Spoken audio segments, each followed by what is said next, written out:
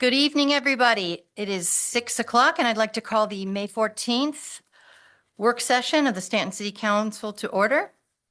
Would a member of council like to make a motion to approve the work session and regular meeting agendas? Madam Mayor, Councilor Park. I move to approve the work session and regular meeting agendas as presented. Thank you. Is there a second? A second. Is there any discussion? Mr. Blair, would you please call the roll? Ms. Park, Aye. Mr. Overholzer, Aye. Ms. Woods, Aye. Mr. Campbell, Aye.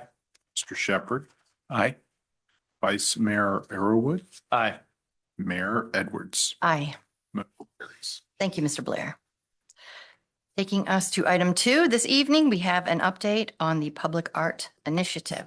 Ms. Beauregard. Yes, thank you. Ms. DeMayo, our Deputy City Manager, will introduce this item this evening. Good evening, Good evening. Madam Mayor, members of council. I'm going to try to use the energy that Alex has, but it's going to be hard to top that. So Do your best. as you know, Staunton has always had a thriving arts community, from the American Shakespeare Center to the Staunton Augusta Art Center, and all the local artists, musicians, and creatives who give this city its character. The arts are really part of who we are in Staunton, and that didn't happen by accident. It reflects what this community values and the support it's shown over the years. So tonight, I'm pleased to share an update on our public art initiative and kind of walk you through some pieces that will be coming to our community. This project's been a wonderful collaboration with the Staunton Augusta Art Center, and I think that you will agree the results are something to be excited about. Works, maybe not. Okay. The first piece is Titania and Bottom, and this is inspired by Shakespeare's A Midsummer Night's Dream, created by artist Jean Provenzo. This striking rusted weathered metal sculpture stands over 5 feet tall and will be located on Elders Way, kind of in that area between the RMA lot and Mill Street. The Art Center, is fully funding, installing, and maintaining this piece. Let me show you number 2. It's not working. Next is Kandinsky's Dancers. There are 3 life-size welded aluminum figures, also by artist Jean Provenzo, and they will be located in Men's Green Thumb Park at Richmond and Greenville Avenue. At nearly 6 feet tall and 110 pounds each, these sculptures bring a real sense of movement and joy to one of our beloved green spaces. Again, no cost to the city. And finally, the storm drain mural as part of the Lewis Creek Awareness Project. Artists Andrew Davis and Steve Kaiser selected a storm drain on North Lewis Street near Chicano Boy to transform into a vivid reminder of where our stormwater goes from Lewis Creek to the Chesapeake Bay. It's a beautiful blend of art and environmental awareness right there on the sidewalk. Only specialized paint, environmentally friendly products reviewed by the city team will be used, and again, 0 cost to the city. So looking ahead, we anticipate more proposals will likely come forward, and we're committed to ensuring public art in Staunton continues to reflect the voices, values, and character of the people who call this city home, so that we can keep building a more vibrant and creative Staunton. And I'll also note that our draft comprehensive plan keeps that momentum going, with several of the goals and strategies focused on lifting up local artists and strengthening our creative community. So with these pieces, the sculptures I mentioned, we decided to take them on, sort of to dip our toe in for a 1-year trial to see how it goes, make sure we've got this down before we go adding art everywhere, which is what we expect. We'll get lots more proposals. So there are other areas of the city, of course, out at the West End, murals, crosswalk art. The sky's the limit with all this. So placemaking, benches, furniture, I think we'll see a lot more as we continue, and people are becoming more aware of the acceptance of public art here in the city. We are grateful for council's continued support of public art, and we look forward to seeing these pieces out in the community soon. Ms. Hughes and I are happy to answer any questions you might have on the city side specifics. But first, we do have Staunton Augusta Art Center Executive Director Angus Carter, who asked if he could make a comment. Thank you. I just wanted to thank council and everybody at the city for all the work that you do. Ever since I came on board, the city has been nothing but supportive of the arts. And I think it is because of the support of the city that the arts continue to thrive the way that they do in the city. And I think this is a wonderful start to a private-public partnership, and I look forward to working with everybody to bring more public art to Staunton. And I'm always available. I would love to sit down with each and every one of you one-on-one and talk about how we can partner together and make more things happen in this town. Thank you so much for everything you do. Thank you, Thank Mr. you. Carter. Does anyone have questions for either Ms. Hughes, Mr. Mayo, Mr. Carter? How did you reach out to artists? Did you reach out? Did you put up a interest in proposals for the things like how do artists get involved? For the sculptures, Jean approached the Art Center asking me if you know Jean, that is fine. Asking me if I had any place that might want to show sculptures, and I took a walk around town, saw these places, and approached you all. And as you know, right now we are kind of inventing the process as we go along. And as for the storm drain murals, that's been a ongoing conversation with the Lewis Creek Watershed Advisory Committee. I think I got that right for once. And we did search out a couple artists. We are hoping to do more of those, and we wanted to really start with a splash on that one. Pardon the pun. So with the Andrew Davis murals already on Chicano Boy, we decided that Andrew Davis would be a great one to start with there. But for future ones, we would like to have a overall, make it as democratic as possible. Great, thank you. Are you only accepting local artists or artists from the area, or can anybody apply? That's a Angus, do you mind good- going to the podium? I Oh, yes, apologize. thank you. Yeah, so everybody can hear you. That is a great question. I don't think it should be restricted to local artists per se, but I think we should give deferential treatment to local artists, support our community as much as we possibly can. Perhaps we'll come across some projects where nobody local knows how to tackle them, in which case, yeah, let's reach out and see what we come up with. But I think priority should be given to local artists. And I apologize, I missed this, Angus. Are these installations permanent? For example, We The- decided after consultation to do them on a 1-year trial basis with the option to become permanent, Okay, depending on what you all and the public think about them. but if an artist approaches, the intention would be that they are giving their art to the city on a permanent basis after the Yes. first year trial run. Yes, or giving them to the art center, Okay. who would loan them to the city. Those sort of details we can figure out on a case-by-case basis. So that was one of the questions to going into the funding, where it says there's no cost to the city because the Art Center is funding it and maintaining them. Do you Yes. see in the future that will continue to be, or will the city be asked for any type of funding to keep those up? As far as these particular sculptures go, they would, if they became permanent, they would be on a loan from the art center, and we would maintain keeping them clean and maintained. As far as future projects go, I think that would be a case-by-case basis. Say the new courthouse, if you put in a park there and wanted a sculpture there, that might be a different story. We take that on a case-by-case. I just really appreciate the thought and care that went into this process. I know that there were months of discussions about the storm drain murals, that you had appearances before the Lewis Creek Watershed Advisory Committee and discussions about the design, about the durability, about the maintenance. And it's a great example in this case of creating awareness of Yes. the debris and trash that goes in our streets, ends up in the streams and in the waterways. So beautifies and informs. It's a great I think project. that's and the best way art can function. Appreciate your care and thoughtfulness and along. Yeah, I with the appreciate committee your help members. with everything on it.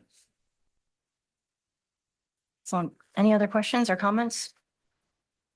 All righty. Thank you, Mr. Carter. Thank you, Mr. Thank you Mayo. Thank you, Ms. Hughes.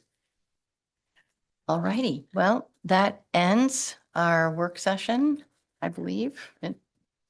It's time for a dinner break. We will be back at 7 p.m. for our regular meeting, so hopefully some of you will be back. And thank you. It's now adjourned. Good evening, everybody. It's now 7 o'clock, and I'd like to call the May 14th, 2026 regular meeting of the Staunton City Council to order. Please stand as you are able and join me for the Pledge of Allegiance. I pledge allegiance to the flag of the United States of America and to the republic for which it stands, one nation, under God, indivisible, with liberty and justice for all.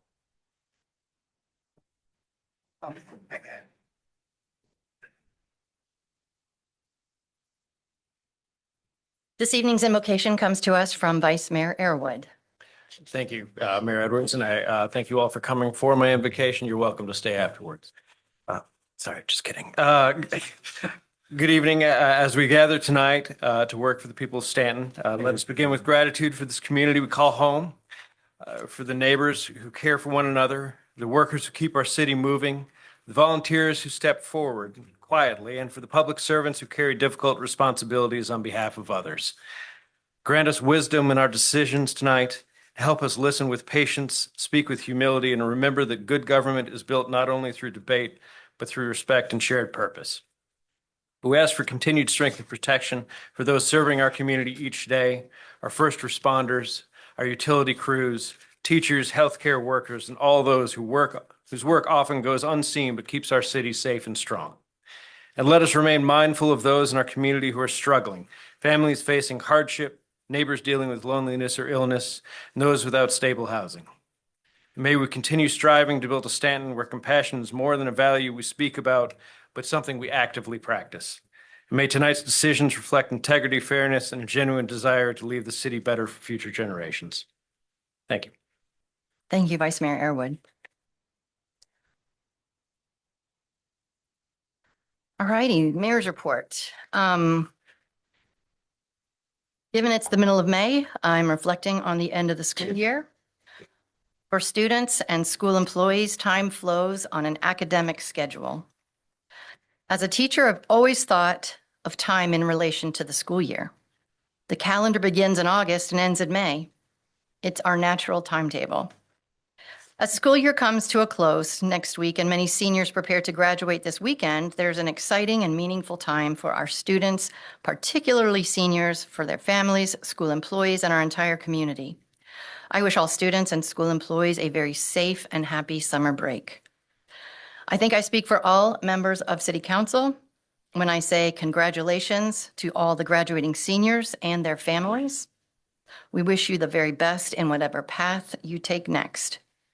I'd also like to thank all school personnel, teachers, instructional assistants, maintenance staff, office staff, bus drivers and aides, and school administrators. I'd also like to thank Chairwoman Kristen Siegel from the school board, who is here, and our superintendent, Dr. Izarari, here. Thank you all. So you did it again. You completed another successful school year, and you've every reason to take a well-deserved break and to be very proud of yourselves. Thank you very much for your service to Staunton's youth. Thank you.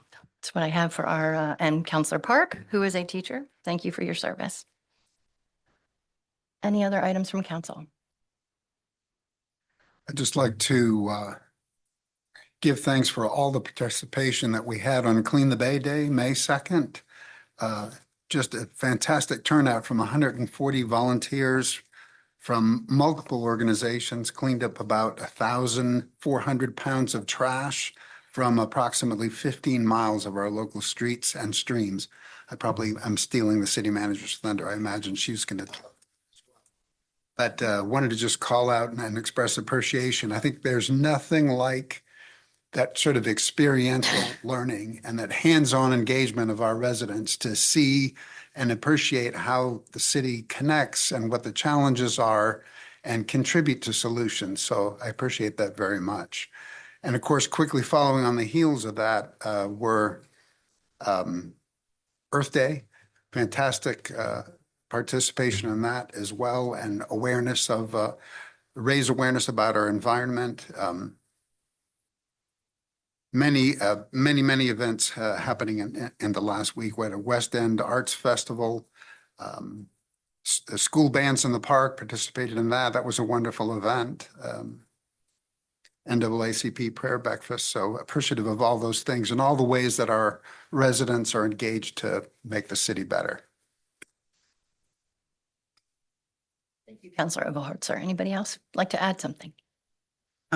Mayor Edwards, I just Yes. want to add another one. I want to thank the Stanton Redevelopment and Housing Authority for their first annual Health and Wellness Fair that they held this past Saturday at Booker T Community Center, and it was a great experience, and they did a good job. So, Thank you, Councilor Woods. Any other matters from council? Mayor Edwards, I'd just like to remind the crowd that the update to our comprehensive plan is currently under public review as a draft. It'll be open for public comment till May 25th. This is over a year of hard work to update the plan. I think it's a great looking document. It's very much more approachable, easier to understand and follow. And I just want to thank city staff for all their hard work on it, including Mr. Knight for all of his communications with our various public meetings to get public input. I also want to thank our comp plan update committee. Those are residents of our city that served for over 12 months in making this happen. In fact, one of them, Mr. Steve Tomaso, he enjoyed the process so much he got on planning commission from it. So just thanks for everyone. And I hope everyone takes advantage and looks at the document, because I think it's a great update to the 20-year vision for the city. And I hope we get some good public feedback while there's that opportunity. Perfect. Thank you, Councilor. Councilor Shepherd? Yes. I would like to just give a huge shout out to all the people in the city of Staunton. Once again, I was blown away by the work that city connors and the postal workers in this town collecting food in, I don't know, 5 hours. My wife and I completely filled my long bed extended cab truck with a lot of food, only to come back and see the post office. I don't know if you've ever seen the rear bank of the post office on Augusta Street, but that entire loading dock was filled with food. And it's really touching to see that some of the biggest bags came from some of the smallest houses. And there's a lot of people in need. So I really appreciate the people of Staunton being so generous. Thank you, Councilor Shepherd. Is that all? Anyone else? All righty.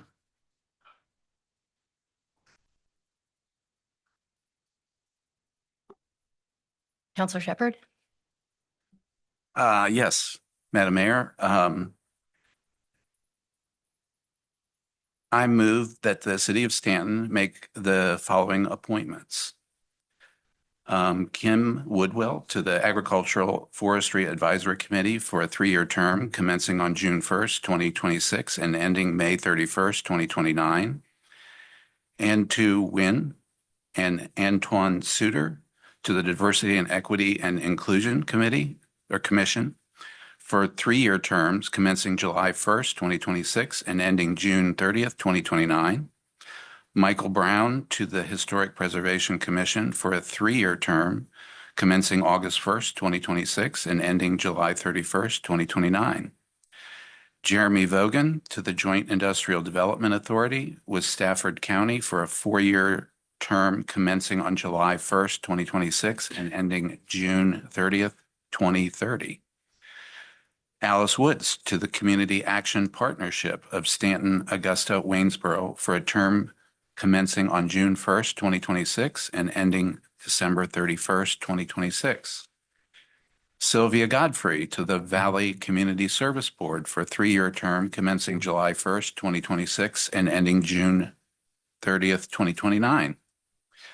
Counselor Jeff Overholzer to serve on the Virginia Municipal League Community and Economic Development Policy Committee. Alice Woods to serve on the Virginia Municipal League's General Laws Policy Committee. Mayor Michelle Edwards to serve on the Virginia Municipal League's Human Development and Education Policy Committee, and Blake Shepard to serve on the Virginia Municipal League's Infrastructure Policy Committee. Thank you, Counselor Shepard. Is there any discussion before we vote on this? Mr. Blair, would you please call the roll? Ms. Woods, Aye. Mr. Shepherd, Aye.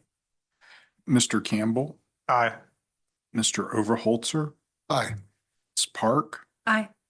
Vice Mayor Arrowood, Aye. Mayor Edwards. Aye. Motion carries. Thank you, Mr. Blair, and thank you to the Nominations Committee for your work in staffing our commissions and advisory boards. We appreciate it. We had a big crop this time. Yes, thank you for all the people volunteering to serve.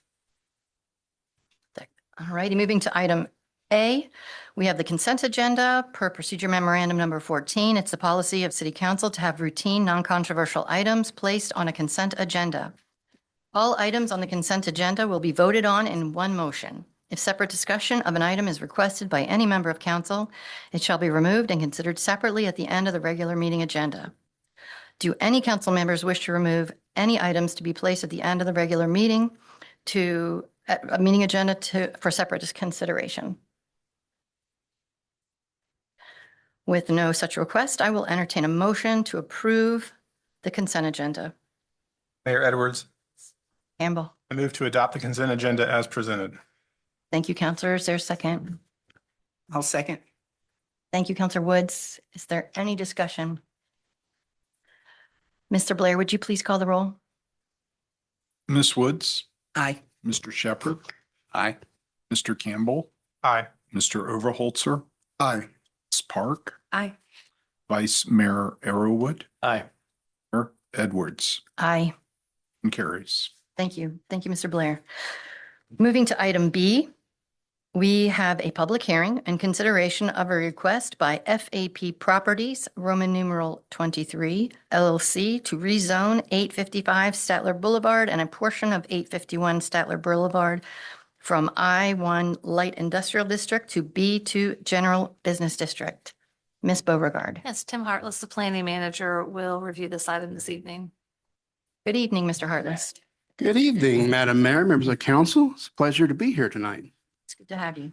So this is a request by Fisher Auto Parts for a rezoning of 855 Statler Boulevard from I-1 Light Industrial to B2 General Business.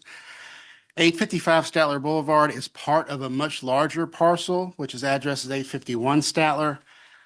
It is one platted piece of land, but it has been split into two different tax parcels by the city assessor's office for tax billing purposes. The property was originally developed in the late 1980s as Walmart and a small retail strip center. In 1994, Walmart moved to its current location on Richmond Avenue. And the property was used for various business uses until 2006 when the applicant purchased the land. And they used the Walmart building as a warehouse. And they have continued or did continue to rent the smaller retail spaces out to various business uses. And it was even used as the Rotary Club meeting room. In 2011, City Council approved a rezoning from B2 to I-1 to give the applicants some more flexibility in how they could use the property for industrial uses.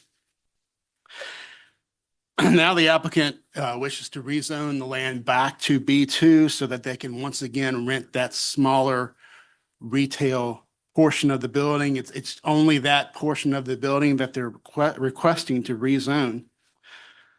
Staff has reviewed the request. Well, we did not identify any issues. This is a smaller building. It's got a low ceiling. It's not really conducive for industrial uses. So rezoning it to B2 would allow that original use, which is probably the highest and best use for the property. Access to the property is from a stoplight at Statler Boulevard. Surrounding zoning is I-1 light industrial or B2 general business. Surrounding uses include Fisher Auto Part retail store, Fisher Auto Part warehouse, the Augusta Health Urgent Care Clinic, and also the Statler Crossing or Statler Square Shopping Center. The city's comprehensive plan designates this area as commercial, and a rezoning to B2 is consistent with that designation. At its meeting on November 16th, 2026, the Planning Commission conducted a public hearing. No one spoke in opposition to the request, and the commission unanimously voted to recommend approval of the rezoning. If you have any questions, I'm happy to answer them at this time. There is a representative from the applicant here tonight. I believe they have some comments they might like to make before you open the public hearing. Okay, thank you. Like the applicant like to speak now? Good evening, Madam Mayor, Council. sir. Welcome. My name is Ross Hayes. I'm with Fisher Auto Parts General Counsel. The property owner here is an affiliate. We're looking to rezone that area. It's consistent with the zoning of actually the front of the parcel.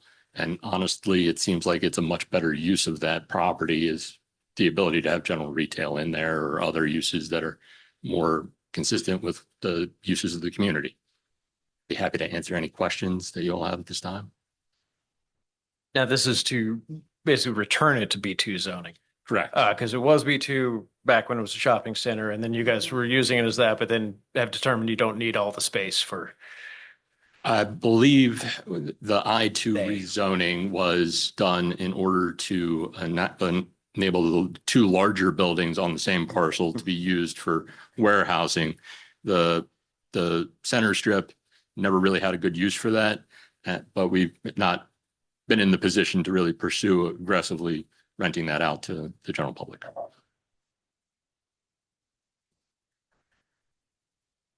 Any other questions for Mr. Hayes? Thank you, sir. Thank you. In just a moment, I'll open the public hearing for item B.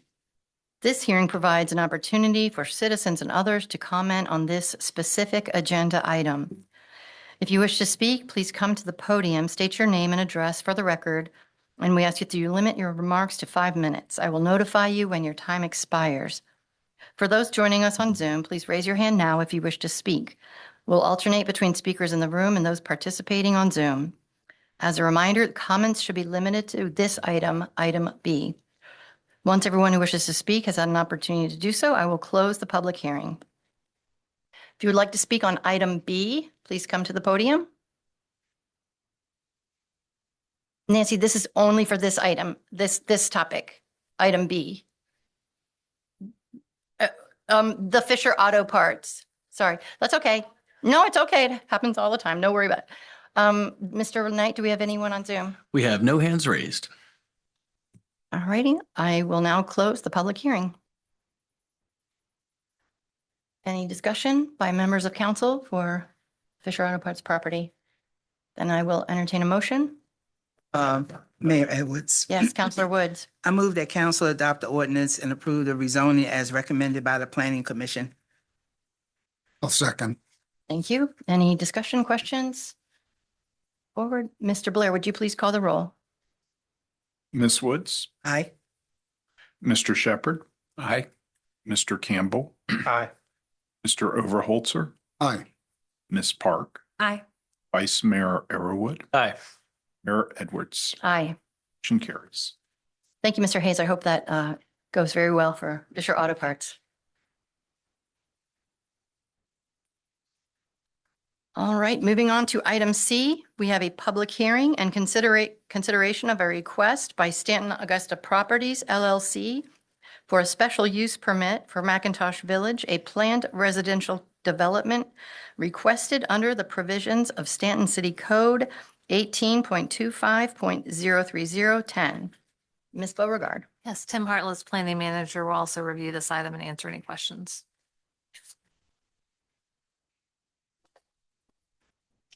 Thank you, Madam Mayor. I do have some exhibits that we'll get to a little bit later that might help explain some of this.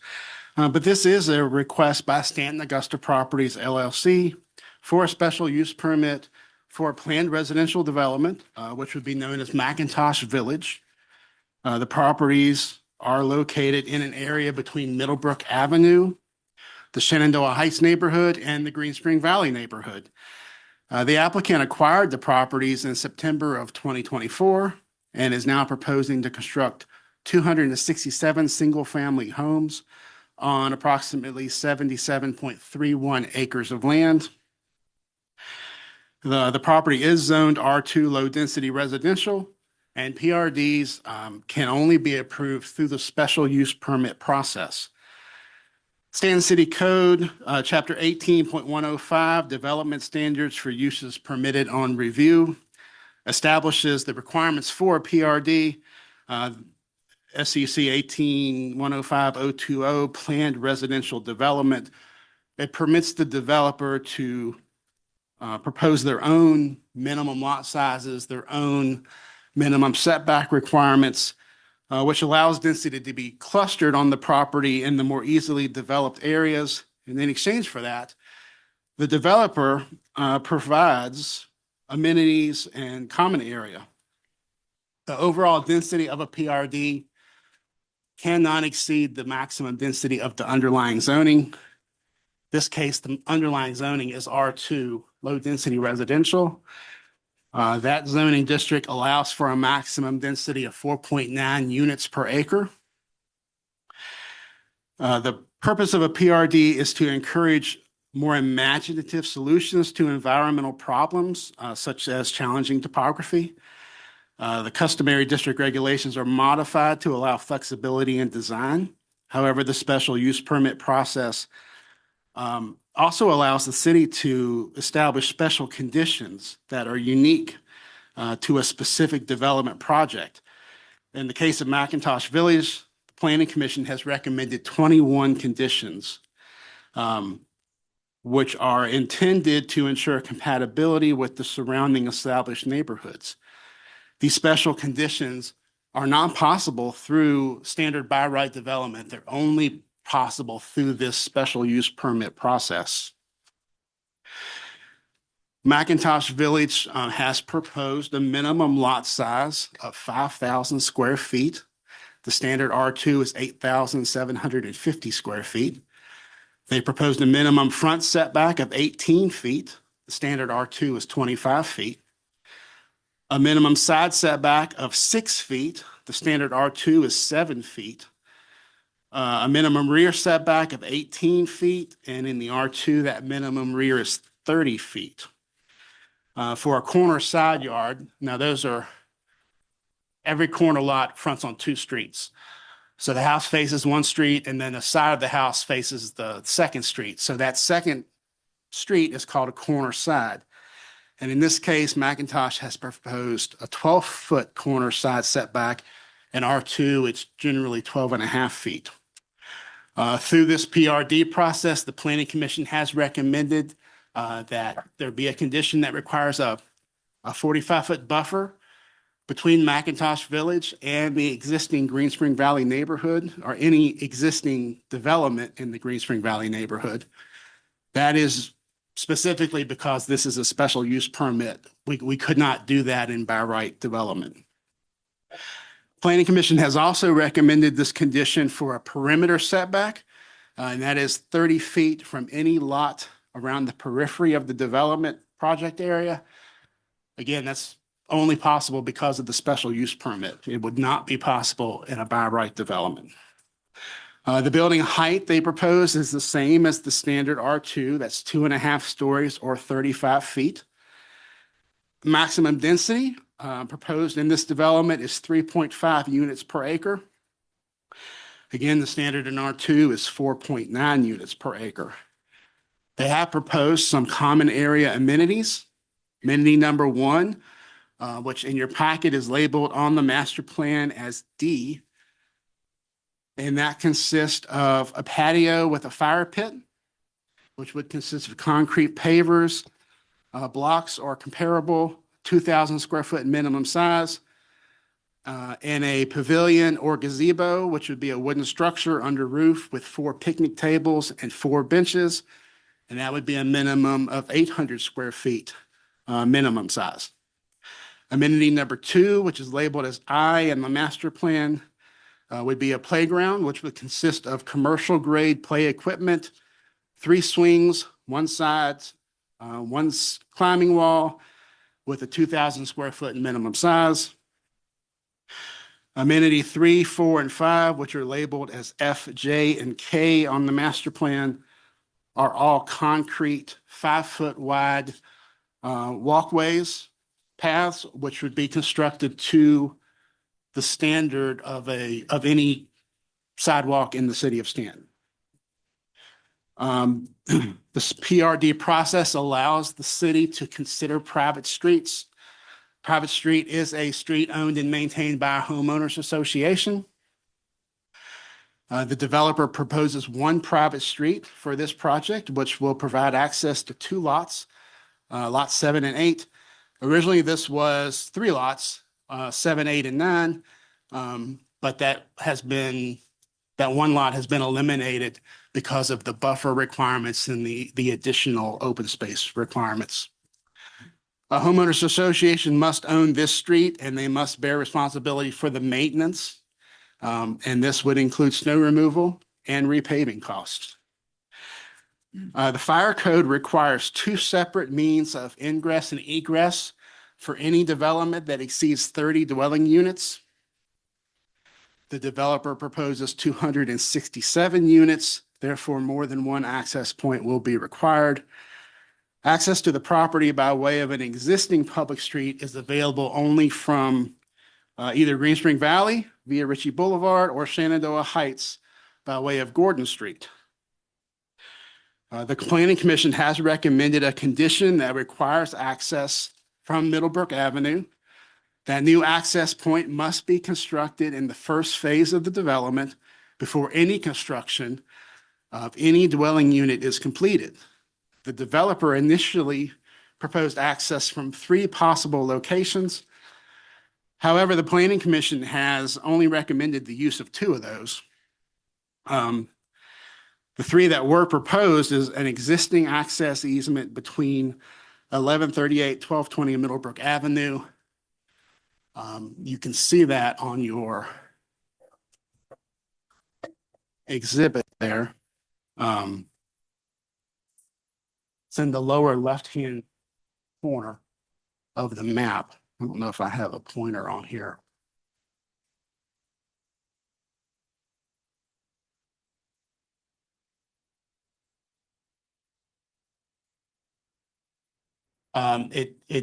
Option number 1 is a existing private driveway that comes off of the 4-lane part of Middlebrook Avenue and extends up past the Grace Christian Gymnasium.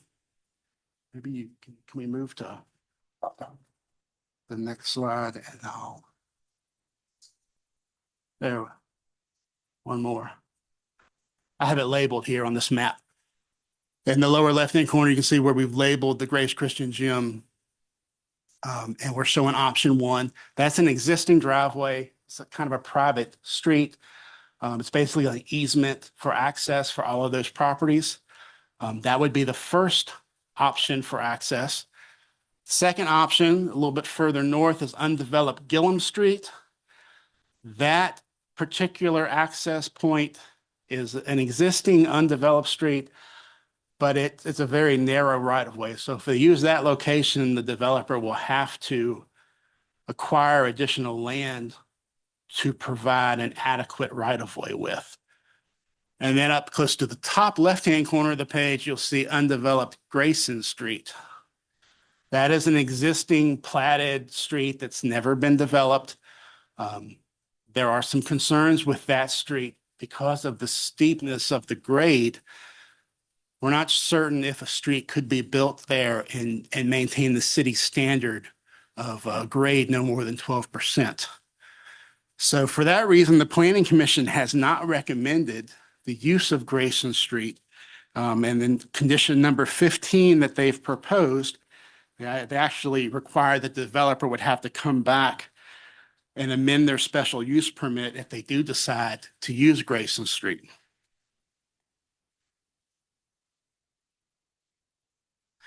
There is a potential for the developer to request a variance to our subdivision standard, which would allow them to have a steeper grade. If they do determine to do that, they would have to get the special use permit amended, and then those variances are granted at the discretion of City Council. Even if the PRD is approved, the project will not be feasible until after the developer addresses these access requirements. That Middlebrook Avenue access point is necessary. As shown on the attached map, surrounding zoning is R2 low-density residential with some B2 general business district zoning to the east along Middlebrook Avenue.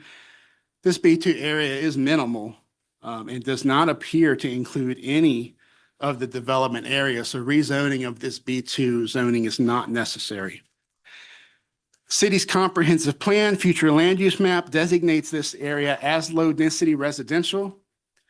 This designation is characterized as single-family detached dwellings with a maximum density of 1 to 5 units per acre. The proposed development contains a density of approximately 3.5 units per acre. The requested special use permit is consistent with this comprehensive plan designation. The special use permit is only the first step in a multi-step process to develop the property for the intended use. A preliminary plat will be required, which will show the lot layout for the entirety of the development. Likely, the development would occur in phases or sections. For each phase, the developer will submit an infrastructure construction plan. Sometimes you'll hear that referred to as a site plan. We call them infrastructure construction plans because they're specific site plans for public infrastructure. The construction plan details the construction of the infrastructure, which includes streets, curb, gutter, sidewalks, stormwater management facilities, common area amenities, and a grading plan for each lot. Construction plans are reviewed and approved administratively. Once the construction plan is approved, the developer would then submit a final plat for each section. Once that plat is approved, it must be recorded in the land book in the circuit court, and then the city can consider issuing building permits for each individual dwelling. The Planning Commission first considered this request at its November 20th, 2025 meeting. The commission conducted a public hearing. During the public hearing, 4 people spoke in opposition to the request, voicing concerns with increased traffic on Ritchie Boulevard, inadequate water and sewer service, potential property damage from blasting, stormwater runoff, and wildlife displacement.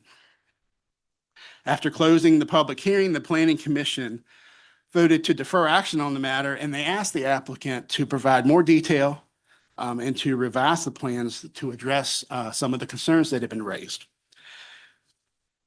Planning Commission considered the request again at its March 19th, 2026 meeting, and they conducted a second public hearing. During that public hearing, 12 people spoke in opposition to the request. Some of them had also spoken at the first meeting. They voiced concerns with increased traffic on Ritchie Boulevard, inadequate water and sewer service, potential property damage from blasting, stormwater runoff, and wildlife displacement. After closing the public hearing, the commission gave further consideration to the comments that had been received and again voted to defer action on the matter to give staff and the developer time to work on some additional conditions. I would like to respond to some of these concerns that have been raised. Currently, Ritchie Boulevard and Charles Street are the only access point for Green Spring Valley.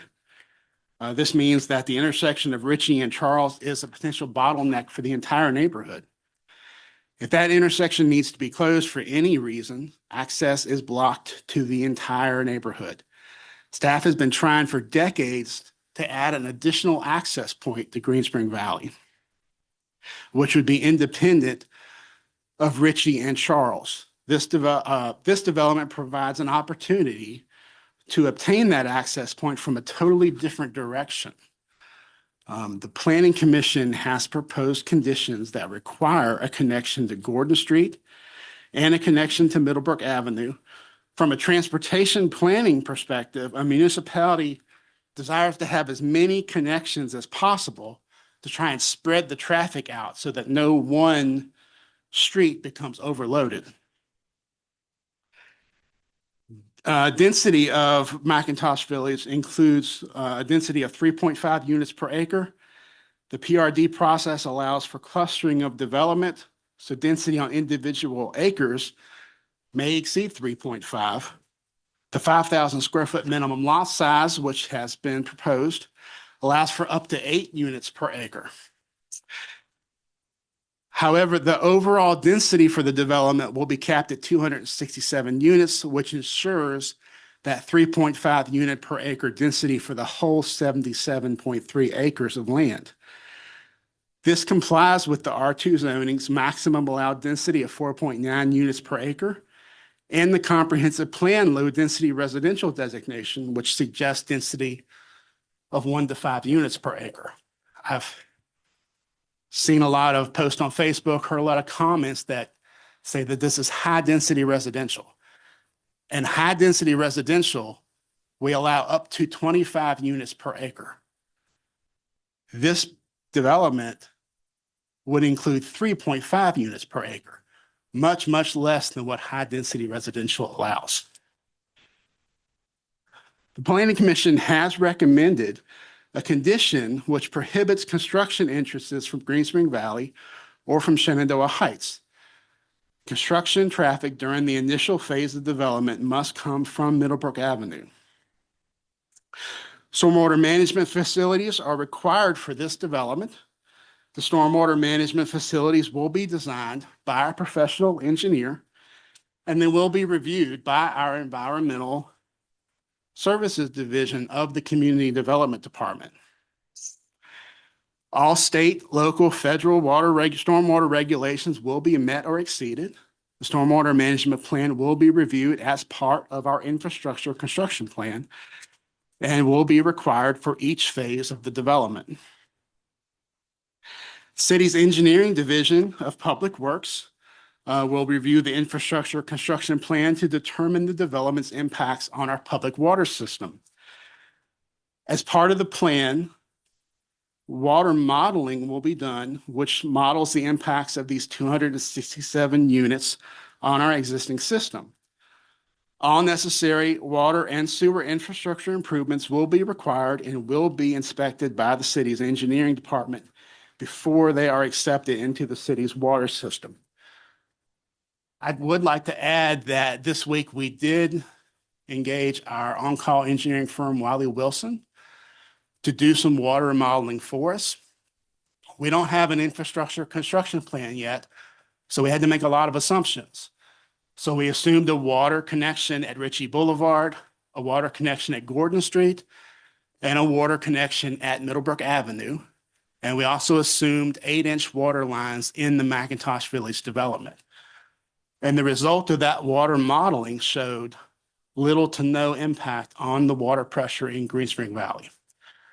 Once we have an infrastructure construction plan, we'll plug in the appropriate data from that plan and we'll do the modeling again and see what the results are. But until we have an infrastructure construction plan, we can't do any of that. We can only guess. Displacement of wildlife is inevitable during any development process. The Planning Commission has recommended conditions of approval that are intended to help mitigate the displacement. These conditions include an increase in the open space requirements and the buffer requirement between Green Spring Valley and this new development. The city's fire department regulates blasting. blasting permit is required before any blasting can occur. It's the responsibility of the fire department to enforce those regulations. And the fire department will monitor any blasting that takes place. On its April 16th meeting, 2026, the Planning Commission again considered the matter. The commission gave extensive consideration to the proposed conditions. Discussion included concerns about traffic on Ritchie, the need for a buffer between Green Spring Valley and the new development, increasing the minimum lot size. Originally, the developer had proposed a 3,000 square foot size. The Planning Commission wanted it to be 5,000 square feet. And on a 5-0 vote, the commission unanimously voted to recommend approval of the request with 21 conditions. The first condition is that prior to the recordation of a final plat for section 1 of the proposed development, city staff must review a copy of the proposed covenants and restrictions. A responsible party must be identified to the satisfaction of the zoning administrator for the maintenance, repair, replacement of the stormwater management facilities, common areas, and amenities, as well as the proposed private street of the project. Condition number 2, construction of the connection to Middlebrook Avenue must be completed as part of the first phase of the development and must be completed prior to the issuance of any certificate of occupancy. Number 3, to avoid excessive construction traffic in Green Spring Valley, the road connecting to Ritchie Boulevard, as depicted on the master plan, shall not be open to traffic until the certificate of occupancy is issued for the 31st dwelling unit. It's because the fire department requires 2 points of access once you exceed 30. Number 4, an infrastructure construction plan must be submitted and reviewed to ensure that the construction of the project's infrastructure meets the city standards. The necessary streets, water, sewer, and stormwater infrastructure must be designed and constructed accordingly to extend to this development. The infrastructure construction plan must be approved by city staff prior to beginning any construction activities on the project. Number 5, the developer will include more than 50 new lots. Therefore, a preliminary plat will be required prior to submittal of the infrastructure construction plan. Number 6 states that all lots to be platted will be for single-family development or uses that support single-family development as determined by the zoning administrator. Number 7, one private street is approved, which will provide access to lots 7 and 8 on the master plan as presented. All other lots will be accessed from a dedicated public street. Number 9 says all walking trails and paths for all amenities must be constructed with concrete surface to the same standard as public sidewalks constructed within the city of Staunton and approved by the zoning administrator. Number 9 says section 17.15.070 of the city subdivision ordinance limits the grade of streets in residential zones to no more than 12%. No street may exceed 12% grade unless city council chooses to grant a variance to the subdivision standard. Approval of the planned residential development in no way implies approval of such a variance. Number 10, because of the development's proximity to a Virginia Department of Transportation maintained roadway, Route 262 and Route 252 beyond the city limits, a 527 traffic impact analysis, including turn lane analysis, will be required as part of the preliminary plat review. The project's preliminary plat shall not be approved until the zoning administrator's receipt of that 527 traffic impact analysis. Number 11, in addition to the Staunton City Code Title 17 requirement for sidewalks, sidewalks of the development will also be required along the frontage of all residential lots as shown on the master plan. Our subdivision ordinance requires a sidewalk on one side of the street. The developer on those streets will provide them on both sides. Number 12, the total number of units for the entire development may not exceed 267 single-family dwellings. Number 13, on a corner lot, in cases where a garage faces a corner side yard, the corner side yard setback shall be a minimum of 18 feet. That's an increase. A normal corner side would be 12, but if a garage faces the corner, it increases to 18 feet. That gives extra space for a car to back out of the garage or pull out of the garage before it has to then get onto the public street. Number 14, approval of the special use permit for a planned residential development will include staff review and approval of the restrictive covenants for the sole purpose of ensuring the association or other entity as identified as a responsible party in accordance with condition number 1 is responsible for ownership and maintenance of the common elements of the project, such as common areas, open space, recreational areas, common amenities, stormwater management facilities. Other provisions of the restrictive covenants are a private agreement between the association, individual property owners, and or the developer, and the city of Staunton is not a party, nor does it take any interest in those provisions, nor will the city of Staunton enforce or litigate any matter related to the restrictive covenants. We don't want to be caught in a situation where we're expected to enforce the HOA's covenants. We only want to enforce the covenants that are required under our zoning and subdivision ordinances. Number 15 says approval of the special use permit for the project shall only include approval of entrance options 1 and 2, as shown on the master plan. Option 3 on the master plan, undeveloped Grayson Street, is not an approved entrance at this time. If the developer wishes to use undeveloped Grayson Street for access, they must return at a later date and amend the special use permit and provide engineering details to show to the satisfaction of the zoning administrator and the city engineer that Grayson Street can be developed with an acceptable grade. Number 16 says a street connection must be made between Street H, shown on the project's master plan, and Gordon Street. Such connections shall be made when the portion of Street H north of Street A is constructed. So when they build that section of street, they have to make that connection with Gordon Street. Number 17 says the city shall not approve any construction entrance to the project from Green Spring Valley or Shenandoah Heights neighborhoods, nor shall the developer use the Green Spring Valley or Shenandoah Heights neighborhoods as a construction entrance for the project. Number 18, a strip of open space at least 45 feet in width, owned and maintained by the homeowners association or other responsible party as identified in accordance with condition number 1, must be provided between the project and any existing lots fronting on Gloria Place or Jeffrey Street. In all other areas, there shall be a minimum setback of 30 feet for any principal structure constructed on any lot that is located around the periphery of the project.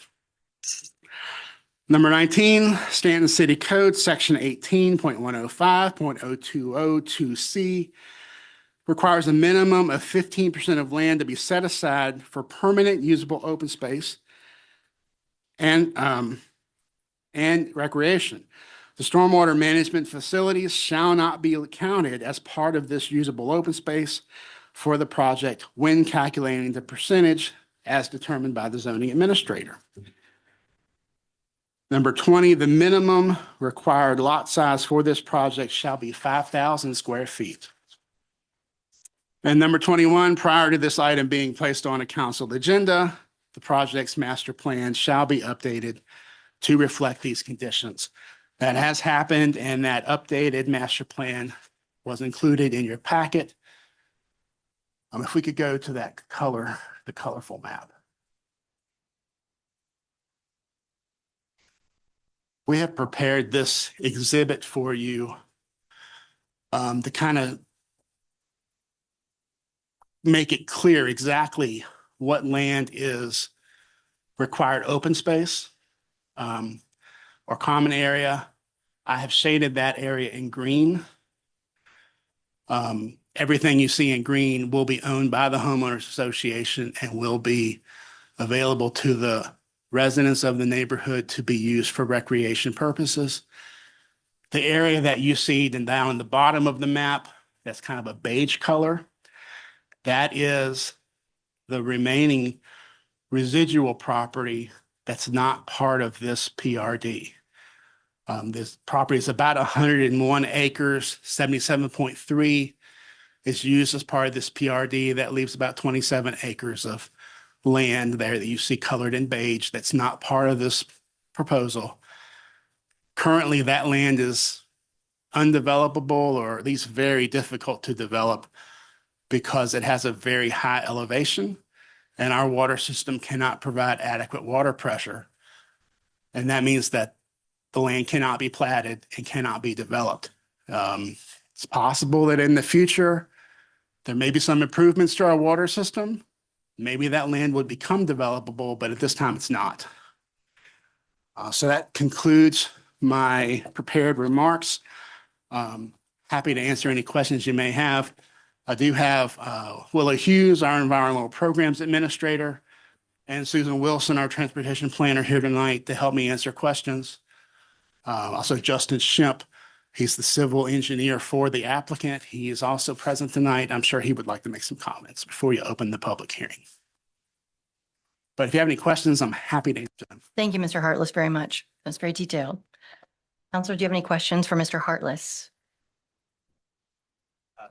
One about the initial topography of this with the retention ponds, the one down closer to Middlebrook definitely makes sense to me, but this upper one here, does it form sort of a bowl going towards that? I'm unclear about that. Yeah, so this is it's a master plan. It's not, that may or may not be the exact location of that stormwater pond. Topography and grading, that's what determines where a stormwater management pond would belong. Okay. The actual construction plan that we review will show us the exact location with the grading and all of the information that Willow needs in order to evaluate it to make sure it meets all of the state, local, and federal stormwater requirements. Does this show us they know they probably need two, they're just not certain where they are? He's guessing right now. I won't say Okay. guessing, but he's estimating that he's going to need two. The construction plan may show that he needs three. It may show that he only needs one. I don't know for sure until we see that engineered design plan. Thank you. Thank you, Mr. Hartless. Mr. Hartless, if the owner chose to, at some point, I understand you said the land is not developable, the empty land, the tan part. If at some point in the future, as you said, water systems become better And they're constantly changing. and they're constantly changing, what process would the owner, the developer have to go through in order to get their Sure. plan approved? So the developer would have two options. They could come back and amend this special use permit to add this land to their PRD. Or they could do a by right development and develop it by right under the R2 zoning regulations. And so how many more homes would that include? It's about 20, I think it's 23 acres. So 23 times 4, that's about 100 units probably.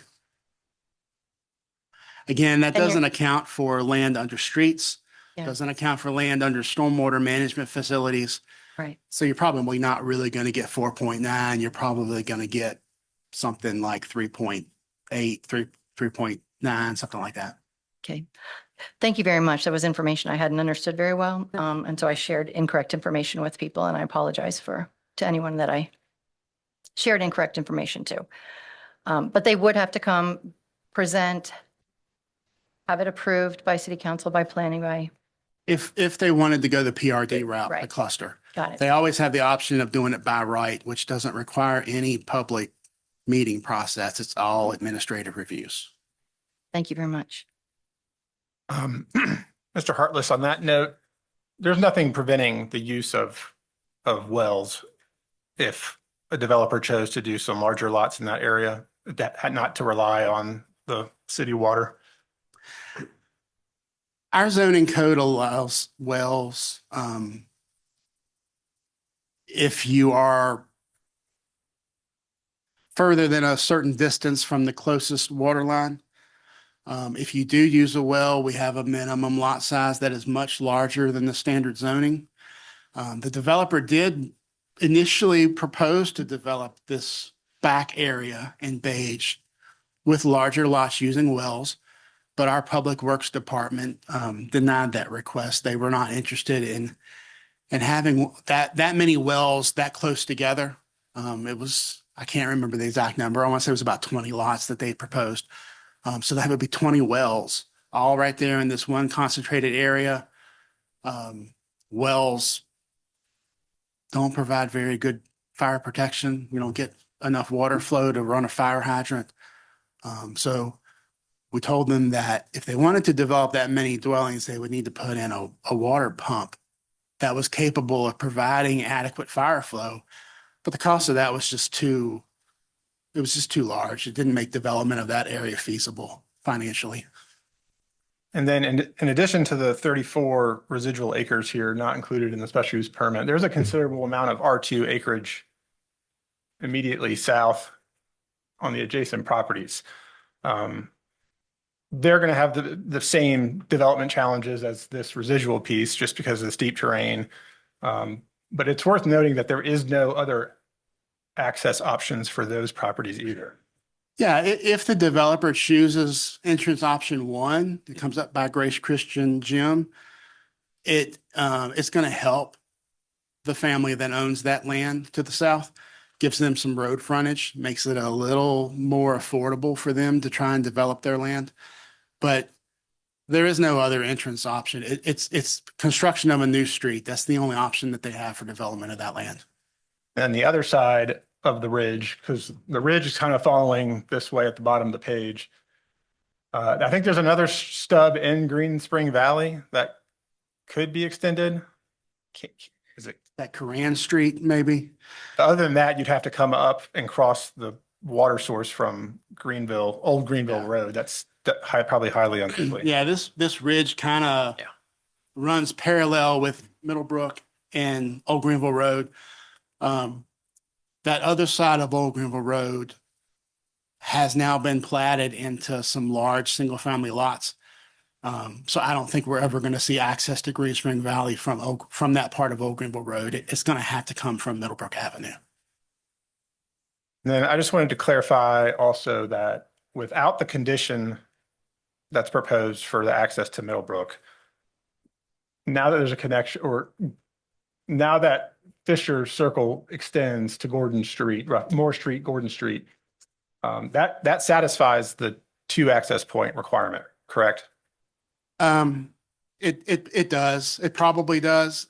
The only problem is the 2 access points still come from Charles and Ritchie, but I do believe they meet the requirement at least. Are we discounting Moore Street just because of the condition? Well, I mean, the Moore Street is a very substandard street. It does come from Middlebrook. It's not suitable for any kind of traffic volume. I agree. Technically, it probably does meet the requirement, but it doesn't adequately meet it, not in our opinion. So that's why we included this condition for a new access point directly from Middlebrook. That Moore Street connection, that extension of Fisher Circle, was actually recorded 2 days ago, and it is now a public street. So where I'm going with this is my biggest concern on this, and I kind of just throw this out here so when Mr. Schimpf comes up, he can maybe address this. A new connection to Middlebrook Avenue, we all know, is absolutely critical for this to be successful. We have a condition in place requiring that, but we still have a bunch of unknowns on if it can be done.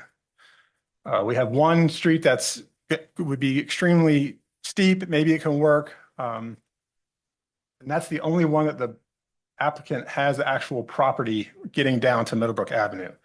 And there's a pinch point. That pinch point at the top of the page there where it would tie in, that's about 50 foot wide. So most likely going to need retaining walls or something, or that's going to even need to have some type of adjacent property from the neighbors to make that work. The other ones would require a ton of property from neighbors. So that's my concern. Yes, we have a condition in place, but say we see a downturn in the housing market and this thing stalls and 10 years from now, 15 years from now, there's a new council, there's a new applicant. I mean, there's nothing preventing someone come back and changing it and just erasing that condition. It meets the 2 access point requirements. So, I think this is the city needs residential. I think there's a lot of positives to this layout. But that's a big one for me. That's a big unknown. And you can't know everything at this point. As you said, this is a conceptual stage, but just that is such a critical part of this, and it just hinges on so many unknowns right now. I mean, that's a big problem for me. Yeah, the developer does own that land adjacent to Grayson Street. And the right of way is very wide. Grayson Street right of way is very wide as it gets down closer to Middlebrook. It's possible that Mr. Schimpf could design a road that is, rather than go straight up the hill, it goes up at an angle and he can meet that 12% grade. But Planning Commission felt like it was a big unknown. And that's why they proposed that condition number 15.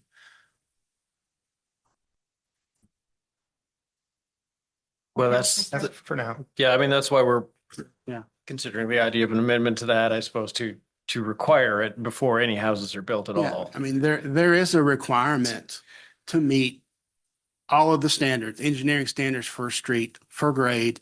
If they do need a variance, they would have to come back to you to ask for that variance. You're not going to get any arguments from staff or disappointment if you decide to remove that condition. Thank you. Vice Mayor Arrowood, did you have a question? No, it's Okay, good. Continue. Councilor Bohutzer? I see. Got a few. Speaking of unknowns, talk a little bit about the purpose of the traffic study. What is staff looking for and the results of that data? What would you do with that data? How would it affect the process? I think maybe I should let Susan answer that question since she's the expert.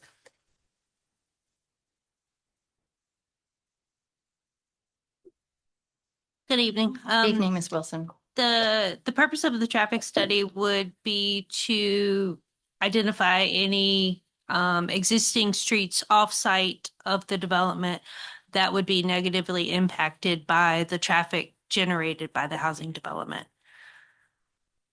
And what would come out of that study would changes to the, And what is negative? there I would- mean, there are would- you looking for like a percentage of Well, there would like be- 20% increase? Would that be negative or? Yeah, so it kind of depends, and I should say that there are things that the developer will have to do on site, but anything that is off site. So Ritchie Boulevard at Greenville, for example, that is considered off site, but that location could be impacted by this residential development up the hill.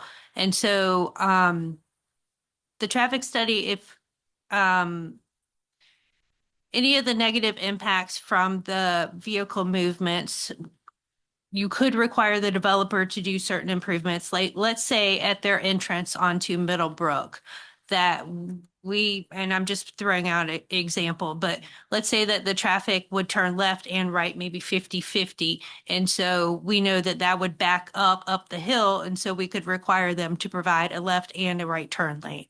That would be something that they would provide, but it could also flag things for us. Like we know that, again, as an example, not saying that this is how it is, but let's say that the level of service on Greenville Avenue right now is a level of service C, and that by putting in this housing development, it goes to a level of service D or F, then that would identify needs for us that we would have to do improvements, or, it could be a consideration of, moving forward on this development because of that impact.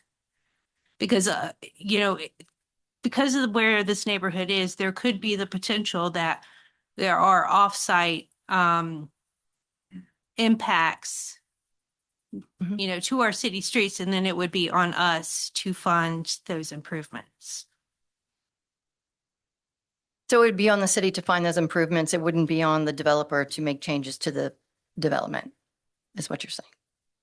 It would be up to Or us both. to decide. If we decided to allow them to move forward, then yes, we would be responsible for funding those improvements. But, you know, I guess, and I will be speaking to things that Mr. Hartless knows more about, but I guess, you know, if you reduce the number of houses, of course, it would reduce the number of vehicles in those houses, in the neighborhood. So that impact would be less. If the traffic impact study suggested a need for additional turn lanes on the property, for instance, so that was a great, examples are always helpful on Grayson Say. Would we be able to require the developer to do that, or would that be a recommendation, or how would that work? Okay, Tim would be able to answer that part of it. Thank you, Ms. Wilson. So the Code of Virginia doesn't allow us to require offsite. That's why we can't require improvements at Greenville Avenue. But it does allow us to require improvements adjacent to the site. So if it was a turn lane at Grayson Street, we could require the developer to provide that. If it was a turn lane, you know, at Gillum Street or next to the road that goes up to Grace Christian Gym, we could require the developer to do that. We could require the developer to widen Middlebrook Avenue, but we can't require the developer to make the improvements way out there at Ritchie and Greenville Avenue. That's helpful. Thank you very much. Is your question answered? Questions for Mr. Hartless? Mr. Hartless, if I can understand the layers of, I guess the layers of regulation, what a developer goes through, the first step is always be the SUP process, since they did not want to go by right. And then if it were approved, the next step would be the site plan, which is the infrastructure construction plan. Well, there would be a preliminary plat in A between. preliminary plat. Since this development would include more than 50 lots, Oh, that's, the state law does allow us to require that preliminary plat. But the SUP or the master plan, that's kind of the broad 20,000 Right. foot view. And then with every new layer, we drill down a little closer. Every new process has a little more detail. So that the preliminary plat would have more detail about the lots. We would see the actual size of each individual lot. Right now, the best we could do is try and scale them with an engineer scale based on the size they're shown. This plan is drawn to scale. And we scale these lots at about 6,000 square feet. But that's probably not 100% accurate. But the preliminary plat will show us the exact dimensions of each lot, show us anywhere where there's utility easements necessary, shows us exactly where the streets are proposed to go, the width of the streets.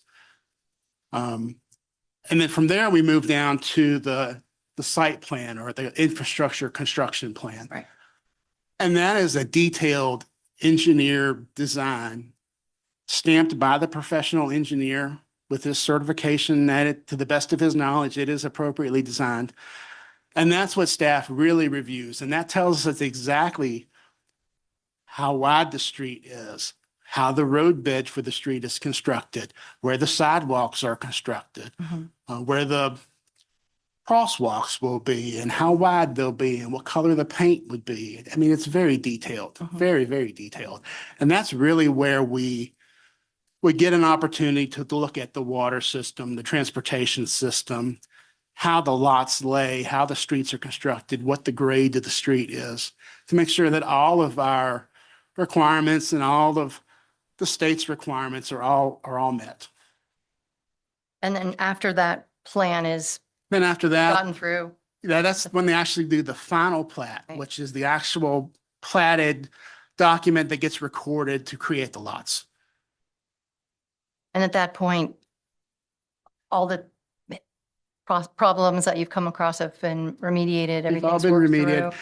And at that point, the developer has either, by the time the final plat gets recorded, the developer has either built the infrastructure and the city engineer has inspected it and determined that it meets all of our requirements, or the developer has posted a bond, which is equal to the cost of the development. And usually we add 10 or 15% to it to account for increases in costs. And if the developer fails to build that infrastructure, we can then cash in that bond and use the developer's money to build it ourselves. And that protects us from having lots platted where there's never a street built. So we don't have more of these, like Grayson Street, these undeveloped streets that no one's ever built, and they just sit there and cause problems for everyone. Thank you, that process, that helps. Thank you for walking through that.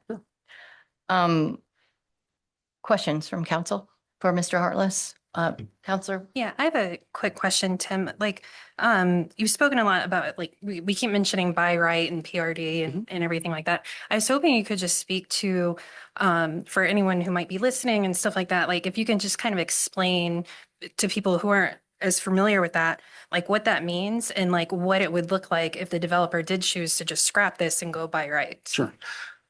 So a by right development, that means that you follow every requirement of the zoning code. So in an R2 district, a by right development, each lot has to be a minimum 8,750 square feet. They all have to be at least 70 feet wide. The front setback is 25 feet.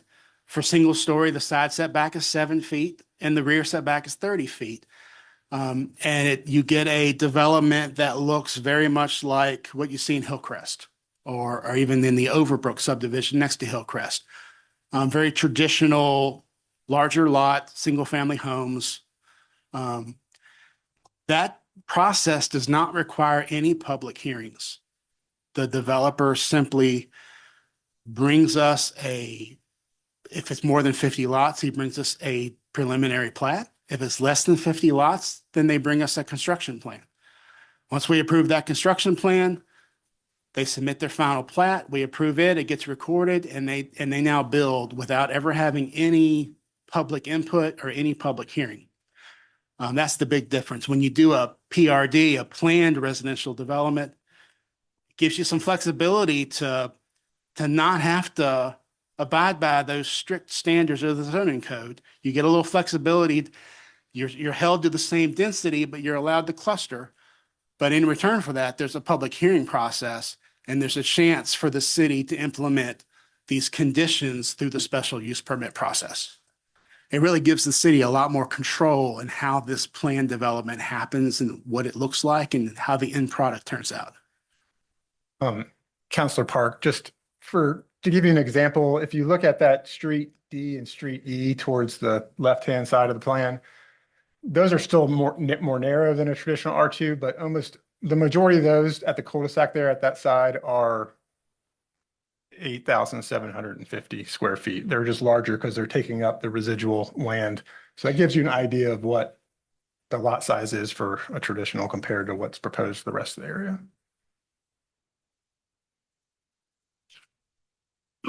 Thank you for your question. Counselors, anyone question for Mr. Hartless before we? So just to piggyback, really to get an understanding of what Councilor Park said. So if the by right would be bigger homes, less of a development. By right would be bigger lots. I don't want to necessarily say bigger homes. Or bigger because- lot size. Bigger lot size. We don't regulate the size of the house. It could be as small or as big as long as it fits within the setbacks. But we regulate the size of the lot. So R2 requires a large lot and only allows single-family homes.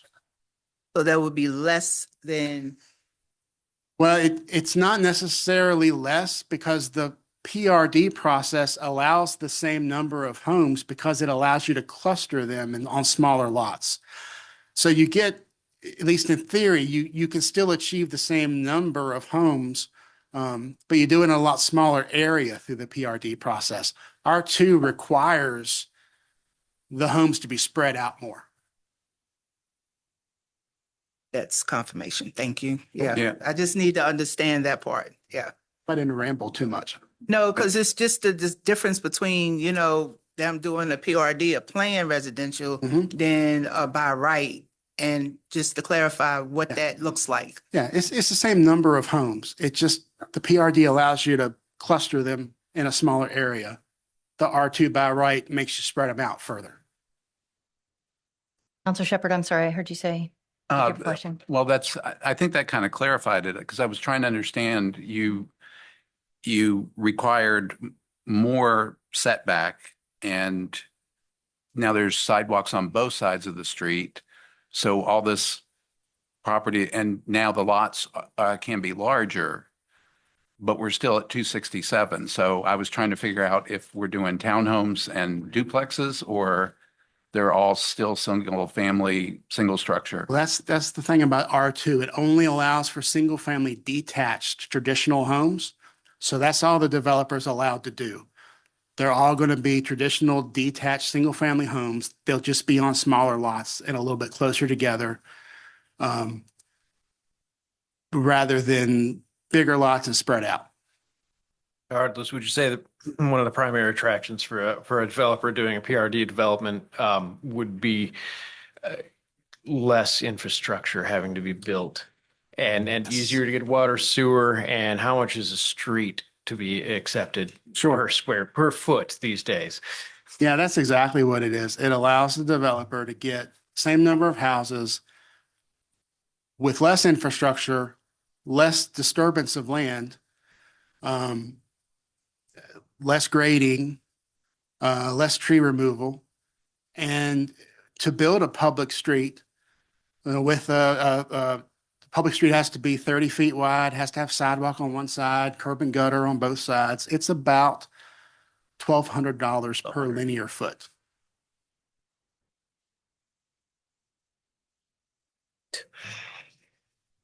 While we still have staff up, I wanted to ask about I guess the topography, the rock content, because we know that it's very rocky in that area. And I do want to bring up blasting because it is a possibility. And we had another development where blasting was happening, and it's not that it's uncommon when you develop, but I wondered if you could go over one more time what that would entail. And since we have our fire marshal here, I thought maybe he would want to share his. Adam is really the best person to answer Yeah, that. I would appreciate that. Yeah, we're not involved much at Right, all with the right. blasting process. Thank you, Mr. Hartless.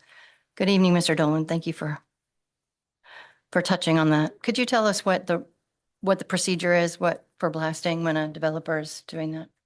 Sure. You want to blast in the city, we have a permit process. They submit the permit to me.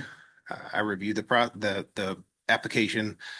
They talk about what they're going to do, where it's going to be. They have to list all the certified blasters that could blast on that site. You know, if it's a company, so you may have a couple people that could operate on that site.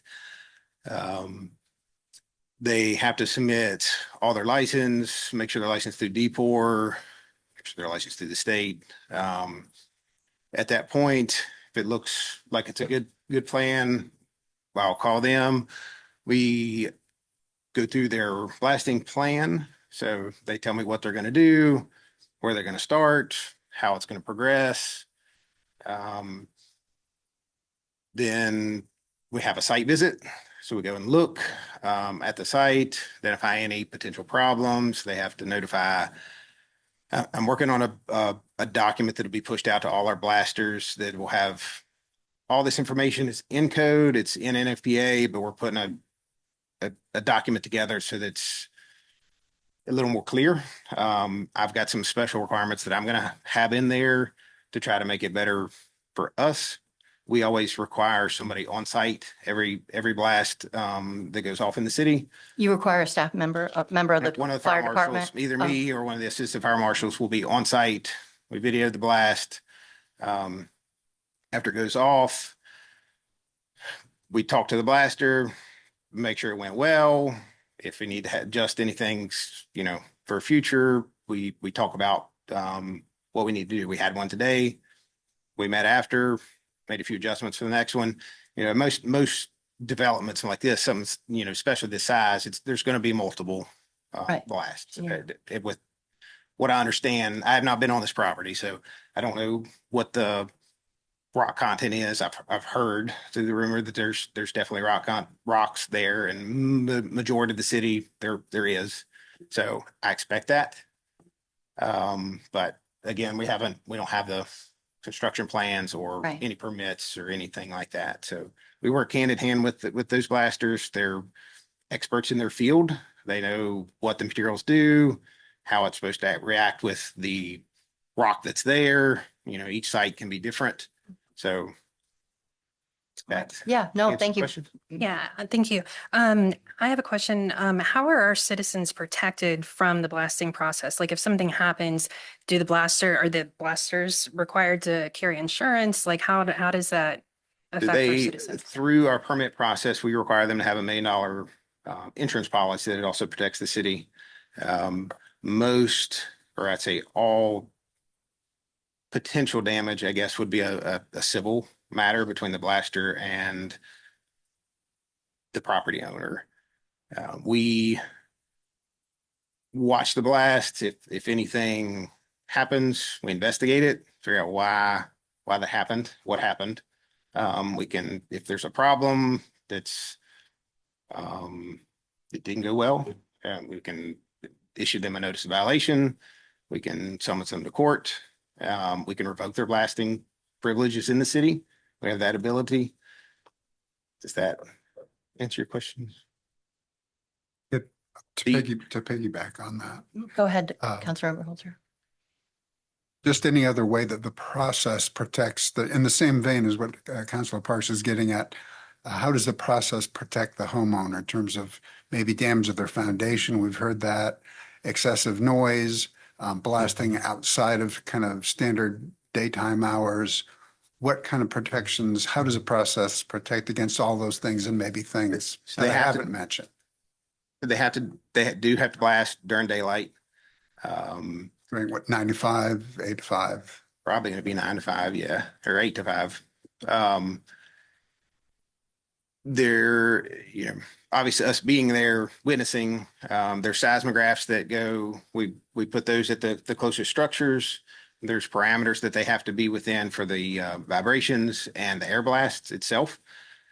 Once that's recorded, they send that data to me. I review it, make sure we're within the parameters. You know, if we're close to structures, we can put blasting mats on to keep fly rock down. If it's super windy, we won't allow them to do it. You know, if we're afraid of dust traveling, so we monitor that. I think our permitting process protects our citizens the best. We make sure that they're certified blasters, they're experienced. We have a good plan before we start. We require them to notify anybody within 500 feet of the blasting area. The one we worked with today, they've got a text chain that they can send out a mass text before they're going to blast. Hey, it's coming, beware, or hey, we're going to blast around noon. So everybody's notified. They're hopefully, you know, there is a little bit of noise. So hopefully to reduce the startling of it. If you're within a certain proximity, the blaster has to offer you a pre-site survey. So they'll come out, they'll look at your house, they can take pictures to protect you. And that also protects them from that. So if something does happen, because there has been documented cases of that, right? So then if something happens, we can go back and we can look and say, yeah, that is new. So does that answer? Know what proximity that would be for a house? Just a quick follow-up, and you're on site for every blast, is that right? Yes, we require somebody to be on site. Thank you. Sorry, Brett, go ahead. Vice Mayor Arrowood, do you have a question? Well, you may have already answered it, but did you mean 500 feet, like for a visiting an existing house and taking a look at the foundation? Is that 500 feet? I believe it's 250 feet that they have to offer that site survey. Okay. 500 feet is we're going to notify that it's going to happen or we're blasting in the area. Okay.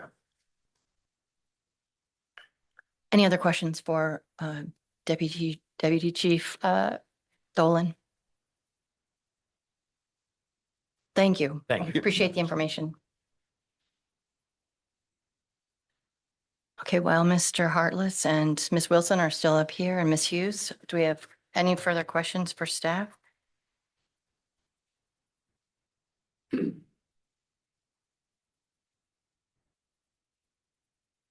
No questions? All right. Go ahead, Oh. Councilor Pearl. I'm just weighing whether to wait till after the comments to Mhm. can we expect that staff will still be here after the public hearing to ask questions or?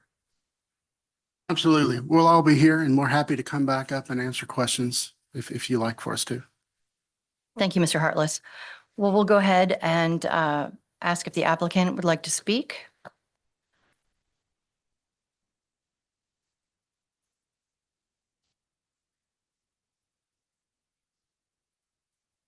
Yes, good evening, Mayor Edwards, members of council. It's a pleasure to be here tonight. My name is Justin Schimpf. I'm Schimpf Engineering out of Charlottesville. I happen to live over in Afton, just on the side of the mountain. I frequent Staunton as often as possible. We have a beautiful city. I appreciate all the work you all have done. The parks here downtown are really lovely. And I think in part of that, people are trying to move here and there's a housing demand, and that's part of this PRD project really is. What you heard, I think we're at maybe an hour or so of discussion, just all the details of this that have happened. And so I'm not going to rehash them. Mr. Hartless went through everything incredibly thoroughly. I'm impressed. He knows my plan better than I do, I think. But what I think is important to think about here is, this land has been zoned R2. We think about since 1986, 40 years thereabouts. This has been zoned for a development. And of course, development has crept this way over time, but it hasn't happened yet. And now the housing needs have arisen to a point where folks are ready to develop this property. That's the question we're looking at with this PRD is, it's not if, but how. And a little unusually, your ordinance requires a special use permit to cluster a development. And a lot of places, that's a by right option. You say, look, you can either do the conventional or you can put 25% open space. And that's sort of a normal option a developer has. That's really what we're trying to do. And the reason we're spelled out accurately. Look, we have zero interest in blasting rock at all, right? That's expensive. It's a nuisance to our neighbors. It's bad for everyone involved. The benefit of the PRD process is we do have flexibility in lot size so that as we're laying out our streets, I'm not stuck to a very specific number, right? If I look at the by right, I have to start at the bottom or some boundary, and I work in the 8,200 square foot increments and I make the puzzle work. And I don't have flexibility as to if that lot is 8,000 or if it's 5,000. Because of that, roads are certain places, sewers certain places, all that drives up really both the cost, which translates into reduced housing, higher cost of housing, but it also drives up the impacts to the community around, because those are things we have to overcome if we don't go this PRD route. I think the other very important thing to note here is really, I almost feel like it's a down zoning in some ways. With all this discussion about this, in fact, we could put in a booster pump, increase the water pressure, build a higher pressure zone, and build up the hill and develop all 100 acres by right, R2. That's not something we want to do. I think likewise, there are two connections to the public street with Moore and Ritchie. And I believe we could build this out without connecting to Middlebrook. We're not interested in doing that either. That's why we've gone through this process. We agree with the city that the Middlebrook connection is very important. We want to make it. But the next steps towards achieving that are frankly also a lot of very expensive engineering and acquisition of land. And we would like to know that we have buy-in on this layout that makes sense to build, much more sense to build in the by right, before we go endeavor and do those things. As an example, we do have a contract with some folks on the Knopp family property you have to work out some right-of-way there. So that is a pending opportunity we have. I've done some preliminary engineering on Grayson Street. I believe we can make that work. Now, it may require a small retaining wall in places, things like that, yes. We would do a geotechnical study, which we will start immediately after this approval, should this be approved, that will help us identify and guide our design on those respects. So there are some unknowns in a sense about the street. We are willing to go into this with the idea that our project can only proceed when we address those unknowns. But to address them, we really need a little buy-in of, hey, before we spend the next large set of dollars to figure this out and to buy those right-of-ways, where do we end up with on this? And so that's really what we're trying to accomplish here. There's not an effort to get additional density out of this. We're trying to develop the land in a better way. I think if you flip back to that green the page with the green highlighted areas, just recognize those are all spaces we have opportunity to shift things around, work with the terrain. You don't see the contours on that map. We have a topographic survey that outlines ideal places to put roads and put ponds, and where do we leave the green space to make those best fit. So that's really what we're trying to do here. We started this process maybe in August or September of last year. And so all the lengthy, presentations you've heard are a result of the staff and the planning commission doing a very thorough review, I think giving you 20 conditions basically that are designed to address the impacts. And you'll hear from the public, I'm sure, about those things. But if you listen to those and you look at those 20 conditions, you'll see those are all put in place to try to mitigate those items. And so that is really the purpose of this hearing and the process. I think it's important for everyone to know, and it was discussed here. I appreciate that you all asking the questions and Mr. Ross answered it. This is a development that can occur. How is something that you all determine tonight, essentially. In addition to the conditions that are point, I wanted to just touch on a couple things. Water came up, and there was a study done earlier on this project, our side, that I shared with the city engineer relatively recently, that had a similar result. We had in the Ritchie Avenue intersection, the pressure only dropped from 80 PSI to call it 77 to 3 PSI. It's a very small drop at the peak hour of all of our new houses in operation. And the reason for that is the water line gets looped from Middlebrook to Ritchie and over to Gordon. And that actually improves the performance of the water system for everybody. I can give you an example of what doesn't work. I have a project in Standardsville in Greene County right now. The static pressure at night when no one's using water is north of 100 PSI. At the peak demand, it's 40 PSI because there's one pipe that feeds the whole little town. So this looping will in fact enhance, I think improve both water pressure and water quality for folks in the community. So, and then I think the last is to touch on the rock again. Let's say we've heard about the process, the permits. We know that was a bad experience for folks nearby. There was apartments that were built nearby, which inherently are more difficult to build on steep terrain. We have the ability to step our houses up the hill. If you notice the design we have, everything sort of arced. Well, those roads are arced to follow the topography. So each layer of houses steps up the hill rather than mass grading. Absolutely not saying there won't be some, blasting thing necessary, but the opportunity of the PRD is to limit how much we have to do with that for everyone's sake. So I think those are the main things I want to touch on. I'm happy everything's been discussed super thoroughly. I appreciate everyone's time on this. I'm happy to answer any other questions council may have. Thank you, Mr. Shimp. Does anyone have questions for Mr. Shimp? Do you have any immediate updates on it as you're pursuing, not right away, but easements through for a couple of those connections? Do you have any updates on that? Or is it still about the same process the last time we heard? About the same process, and we have the NOP easement of the contract, and we are working on confirming that's the only one we need. Okay. For that route, basically. And actually, I'm sorry, if I could go back, the one other thing that was discussed was the condition number 2 and 15 about the Grayson entrance. It relates to this issue. Mm-hmm. And that is, thank you, Mr. Blair, for circulating a possible revised condition to that. And right now, the property has a by right access to Grayson Street. It's Plaid Street. We own several parcels next to it. We can, albeit probably some expense, build a road up that way. Not our first choice, but the way the condition is written as currently presented, if we choose to go that direction, we'll have to show the city engineer we can do it. Obviously, that's a requirement regardless. And then come back before you all to sort of check that box and say, hey, yes, the city engineer confirmed it.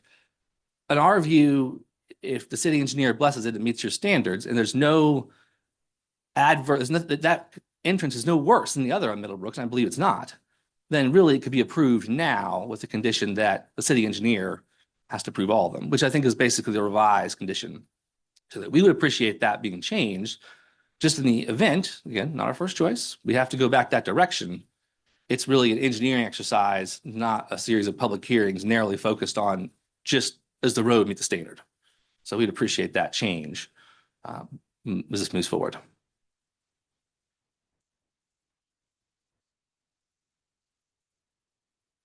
Does anyone have any follow-up question for Mr. Shimp's comment about So you have no. Grayson Avenue. Well, I suppose along with that, so you have no issue with an absolute requirement of a major entrance exit attaching to Middlebrook, whether it's one of these three.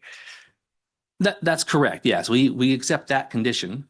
We would just like the condition to basically allow all three. Yeah, basically Not they are accepted by the city engineer. That's correct. Provide acceptance engineer. That's correct.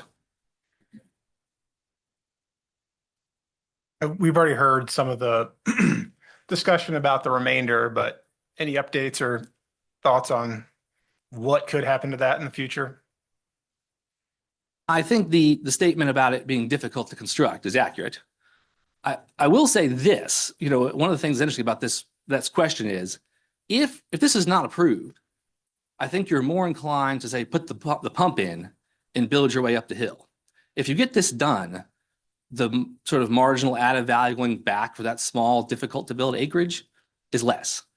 And so while we can't predict the future, what I can say is if someone came to me and said, after this first neighborhood was built and said, oh, we got to put a booster pump in and all this to build just 23 acres, well, I'd say find somewhere else to build. And so I think that's a likely outcome of that over a long period of time. Who knows? Things could be different 30 years from now, but it's my belief that based on the engineering required to get up there and the water issues, it would be, shall we say, not low hanging fruit for any builder anytime soon.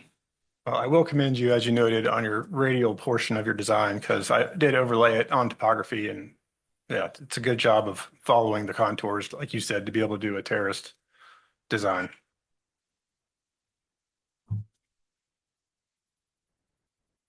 Any more questions about the Grayson Street access? Or condition 2? All righty. No more questions for Mr. Shim? Well, thank you. Thank you. Thank you. Staff is still here, or I can open the public hearing. All righty.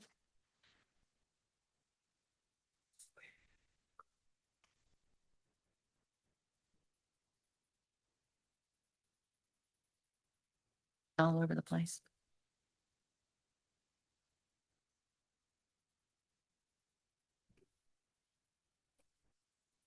In a moment, I'll open the public hearing for item C. This is an opportunity for council to listen to comments from the public. This is not a time to answer questions, but rather to listen. So if you wish to speak, please come to the podium and state your name and address for the record. And we ask that you limit your remarks to 5 minutes, and I will notify you if your time expires. For those joining us on Zoom, please raise your hand now if you wish to speak, and we will alternate between those physically present in the room and those participating on Zoom. As a reminder, comments should be limited to this item, item C. After everyone who wishes to speak has done so, I will close the public hearing. If you wish to speak, please come to the podium. And we will alternate, so pardon me if I interrupt you and take somebody from Zoom. Good evening. Good evening. My name is Kristen Siegel. I live at 304 Rainbow Drive. And good evening, Mayor Edwards, council members. I'm again, Kristen Siegel, Chair of the Staunton City School Board. I'm speaking on behalf of the board this evening. I just wanted to start by stating clearly that we welcome growth in Staunton. New housing brings families, strengthens our community, and helps build a vibrant future for our city. At the same time, our responsibility as a school board is to ensure that as our community grows, our schools are financially prepared to keep pace so that every student has access to a safe, high-quality learning environment. We are already experiencing the impact of recent growth in our city. Staunton City Schools has added more than 140 students this year alone. Even as many divisions across Virginia are experiencing declining enrollment. We're encouraged by this trend, but it also brings real financial considerations. One of our biggest challenges is timing. Under our current revenue sharing agreement, schools must wait up to 3 years to receive the full benefit of new tax revenue generated by housing. That creates a gap between when students arrive and when the funding is available to support them. At the same time, the rising property values can reduce state funding through our local composite index, like happened this year. This places additional pressure on local resources. There are tools that can help us plan more proactively and alleviate some of the cost burden to the city. There's a proposed 1% local sales tax as an example. This option is for localities to levy a 1% sales tax, and it will likely be included in the governor's proposed budget this year and could provide more than $6 million in dedicated revenue for school construction and capital improvements as early as next year. These funds would allow us to better align resources to support the growth in our community. As you consider developments like McIntosh Village tonight, we simply ask that the long-term impact on our schools be a key part of the conversation. Growth brings opportunity, but it also brings responsibility, and it will come at a cost to ensure that our schools can keep pace. We look forward to continued dialogue and partnership with you so that we can work together with strategy and vision to plan for growth in a way that supports both our community and the students that we serve. Thank you. Thank you, Dr. Siegel. Mr. Knight, do we have anyone with a hand raised? We have no hands raised at this time. Thank you. Dr. Israeri. Oh, Mr. Schimpf, your time is now up. Good evening, Mayor Edwards, members of City Council. I'm Dr. Eric Irizarry, Superintendent of Staunton City Schools. First off, Mayor Edwards, I'm going to say thank you for your comments. It's been a long but very successful school year. So I just want to say thank you to all of our educators in the Staunton City Schools. I also would like to congratulate the city on the completion of the new pool house right in time for summer as our kids are getting out of school. And the continuous collaboration between the city and city schools on critical operational items this year and in preparation for the upcoming school year. I want to begin by echoing Dr. Siegel's sentiments. As we continue to grow as a city, our schools are proud to serve the families who choose to live here. With the new housing developments already underway and others like McIntosh Village under consideration, we anticipate continued enrollment growth, potentially at rates higher than traditional projections suggest. Currently, 3 out of our 6 schools are already operating above their functional capacity. We are being proactive in responding to this growth by adding staff positions to support the increasing enrollment, and we are actively addressing space needs through modular classrooms and other short-term solutions. As you may be aware, we are preparing to install a 4-classroom learning cottage at McSwain Elementary to address the increased enrollment, and Bessie Weller Elementary will likely require one as well if current growth trends continue. However, Bessie's modular installation will be more complex due to the land development considerations related to their floodplain. In the short term, modular classrooms help us manage enrollment growth, but they are temporary solutions. In the long term, we need more sustainable investments, such as school additions or renovations, to ensure we can meet the class size requirements, provide appropriate instructional spaces, and maintain safe, high-quality learning environments for our students and staff. As Dr. Siegel stated, the proposed 1% local consumption tax would help support long-term planning by providing a dedicated funding source for our school construction and capital needs. It would also help reduce the financial impact on Staunton taxpayers. Notably, visitors and non-residents who shop in Staunton would also contribute, making this a more equitable way to help fund our future school construction needs. Staunton's growth is an opportunity that we want to meet together. We look forward to continued collaboration with City Council and city leaders to identify strategic, sustainable solutions that support both our city's future and the future of our students. We welcome your ideas, your questions, and your partnership as we plan ahead. Thank you. Thank you so much. Mr. Knight, do we have a hand raised on Zoom? We have no hands raised. Thank you. Hi, my name is Nancy Calanta. I live at 543 Hilltop Drive. To begin with, I'd like to thank Mayor Edwards and Councilman Campbell for coming out and meeting with us on Friday to address our needs. However, we are a little disappointed that the reports that we sent on 411 were never acknowledged, and that makes us feel like we are not heard. One of the things that is concerning is the anticipated increase for the area of 1,072 people, and that is taking into consideration 2 adults and 2 children. The anticipated increase in traffic would be a 536 cars, which is based on the average household owning just 2 cars. The improvements that they discussed on Greenville Avenue will fall to the taxpayers and not the development to pay for. That means our taxes will increase. Realistically, the shortest distance between 2 points is a direct line, and the direct line from McIntosh Village is to cut directly through Ritchie Boulevard. They're not going to go out to Middlebrook, to Grayson, to those. They're going to go right up through Ritchie Boulevard. The property values are going to be affected because the tearing down of old growth trees will cause the property values to drop. And I provided the council with that information. Please note that the additional traffic does not include the 130 units at the Trace Apartments and the new development on Fisher Circle, which is going to be approximately 30 houses. The residents affected by this new development would be subject to years of additional construction after dealing with the Trace Apartments and Fisher Circle. Residents on Moore Street, Middlebrook, and Hilltop were subjected to explosions, and not to say anything against Deputy Fire Chief Dunn, but we actually had to ask for blasting mats. They were never put down. People's foundations cracked. They had debris in their yards. Their windows were cracked. Once we complained, then they put down blasting mats, but not before. The city of Staunton has zoning laws and rules that this builder wants bent to benefit a high-density development. The city of Staunton should stand by their rules and laws and not grant any exception for this high-density development in an area zoned for low density. The affected community also will not have any access to any of these amenities that they keep talking about, the walking paths, the gazebo, the fire pit. If we set 1 foot on that property, they're going to throw us out because we are not members of the HOA.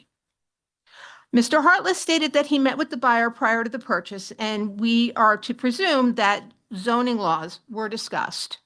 That being the case, the residents of Green Spring Valley and Middlebrook and Shenandoah should not be penalized because the buyer decided to disregard the zoning laws and now wants a special use permit to build a high-density development in an area zoned for low density. And to consider this for a moment, if you lived in this development, would you want your children playing in a road that normally sees maybe 50 cars a day to now experiencing 536 cars? As an addendum to the karst sinkhole issue that we presented, topographically, the rock extends from the proposed development to Middlebrook Avenue. Blasting could cause severe damage to the homes in the area that are built on these rocks, as you saw on Friday. We've also come across an additional and highly concerning issue, and that is radon. Rock blasting causes a release of radon, and Staunton sits in a high potential radon area as designated by the EPA. 35% of the homes in the Shenandoah Valley exceed the EPA's level of radon, which you've all been provided with the map and the backup documentation. Radon levels rise where blasting has occurred. Anecdotally, a resident living within a half a mile of Meadowbrook Trace saw their radon levels rise to 13.3%, where the safe level is 3.5 to 4%. The homeowner had to spend $1,400 to put in a radon abatement system. I believe the people who reside on Moore Street should be advised of this and the radon tests performed on their houses. Who is going to be responsible if our radon levels increase? I'm not going to be responsible for putting in a $1,400 abatement system because somebody wants to put in a high-density development.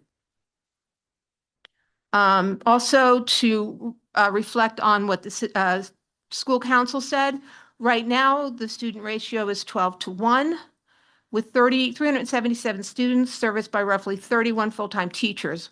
What happens when we dump 400 to 500 additional students, not including the other developments in the area? The city's 2045 plan includes preserving character, policies encouraging compatible infill development to protect Staunton's unique historic character. How is putting a development that is more suited for Northern Virginia or Charlottesville keeping with Staunton's unique historic character? We respectfully request that the special unit permit be denied. Thank you Ms. for your Kalanda. time. Thank you I very did much. it. You did. I did it. I didn't. Very good. Thank you, Ms. Kalanta, for your words. Do we have a hand raised, Mr. Knight? We have no hands raised on Zoom. Excellent. Good evening, sir. Certainly, thank you. Unfortunately, I'm probably going to read more than I'm going to talk. That's okay. But No I worries. will start and compliment staff on a lot of labor has gone into this. My name is Charles O'Connell. I live at 1205 Middlebrook Avenue. And I'm going to try and be as concise as practical. But I am here to urge you to either deny or defer approval of this. And I'm going to do it on basically three subjects. Number one, the lack of clarity on access and traffic impact, traffic safety, and the lack of benefits from clustering. And specifically, I'm going to pop up and say, one of the reasons it hasn't been developed so far is it's not a great site. Nothing guarantees the fact that you are able to maximize every inch of every square inch. So that said, the report does not specifically state what access improvements are to be done. Rather, it appears to mention possible access opportunities. I think you need the traffic analysis prior to any approvals of any kind.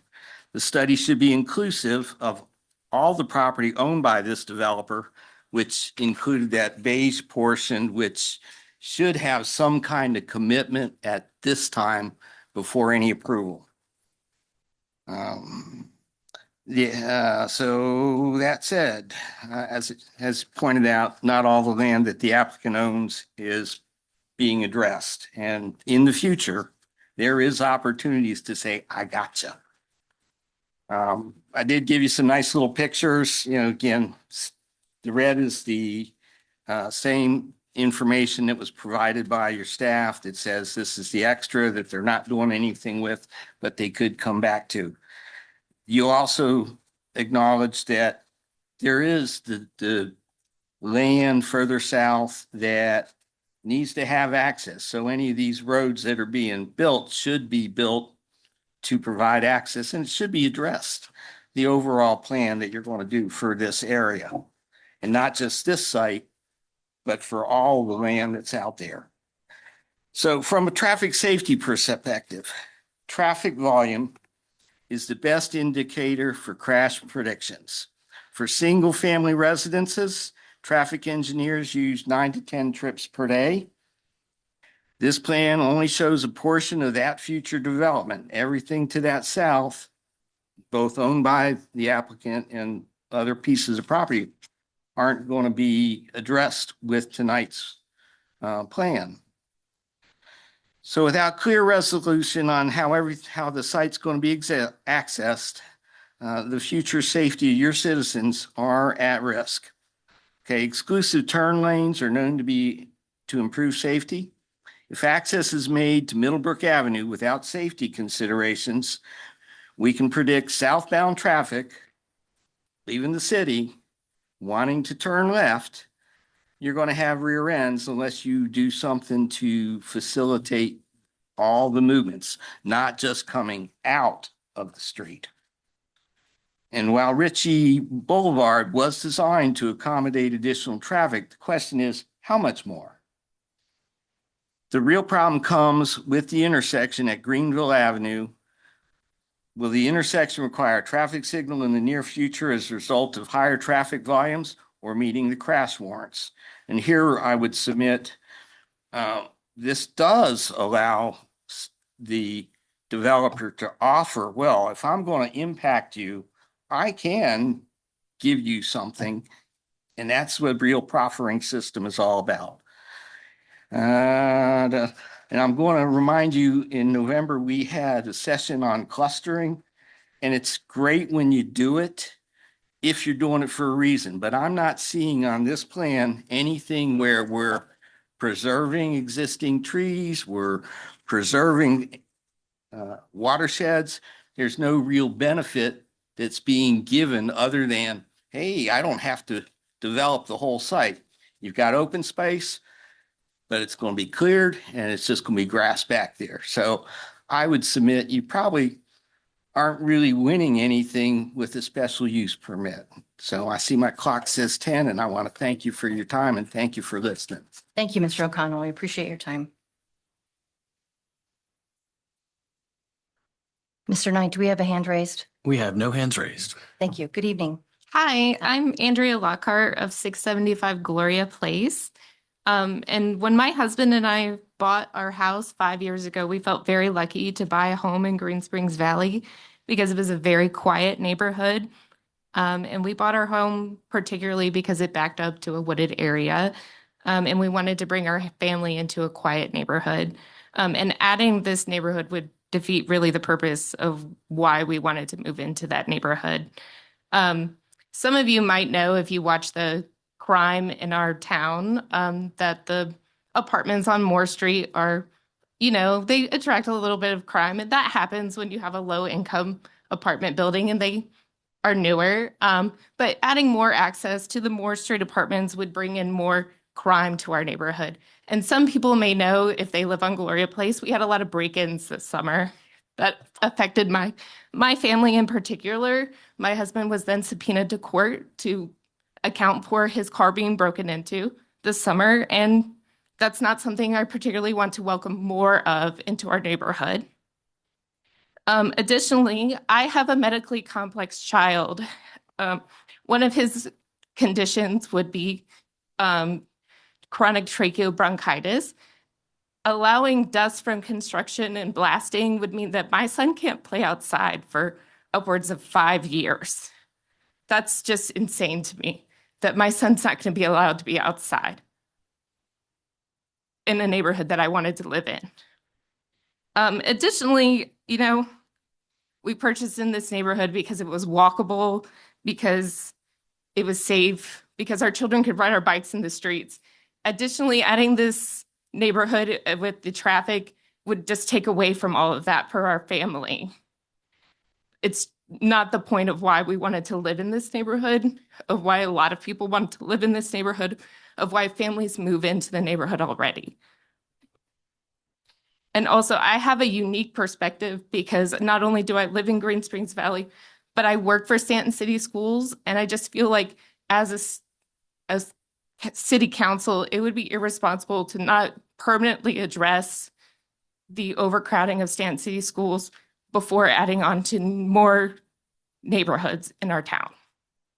Thank you for your time. Thank you very much for your perspective, Ms. Lockhart. Thank you.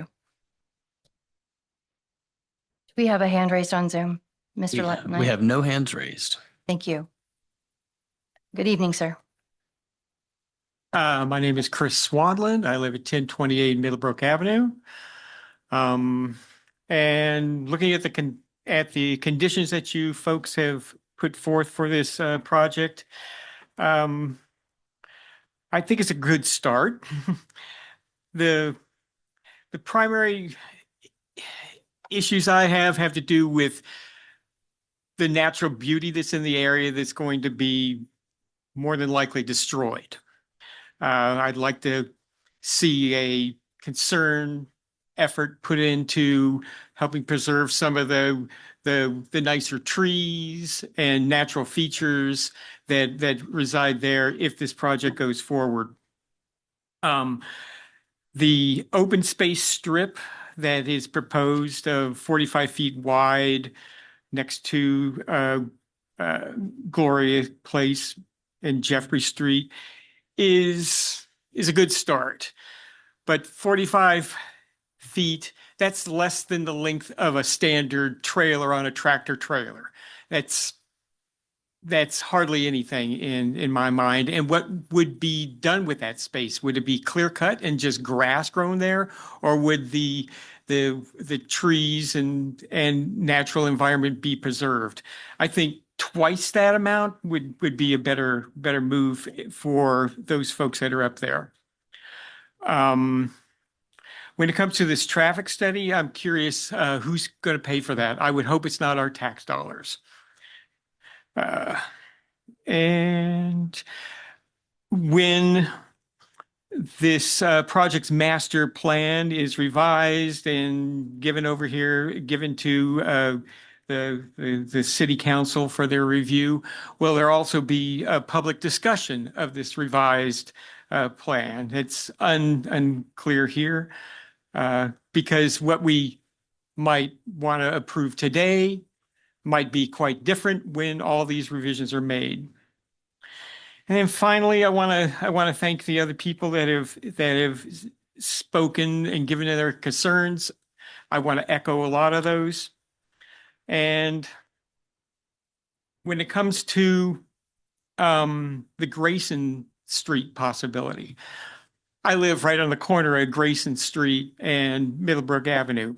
And Grayson Street does act as a way for me to get out of my house, as well as a bunch of the neighbors that live on what I call Upper Middlebrook. It's the road that goes parallel to Middlebrook. And to see additional traffic going up that way would be not the most pleasant situation. And if that is built, I would expect that the at least a 30-foot buffer be made between the properties on either side of where Grayson is, instead of just clear cutting that swath of trees that are there now. And that's about it. So. Thank you very much, Mr. Swanlin. I appreciate your speaking up. Hi, I'm Stephen Briggs. I live at 106 East Beverly, downtown. I'm sorry, could you say your last name again, Mr.? Briggs with a B. Thank you. And I'll keep my comments brief. I heard a lot of information today from the developer and from the planning office there. And I think the one thing that stood out for me was the lot size. We're going from 8,750 to allowing a size of 5,000 square feet.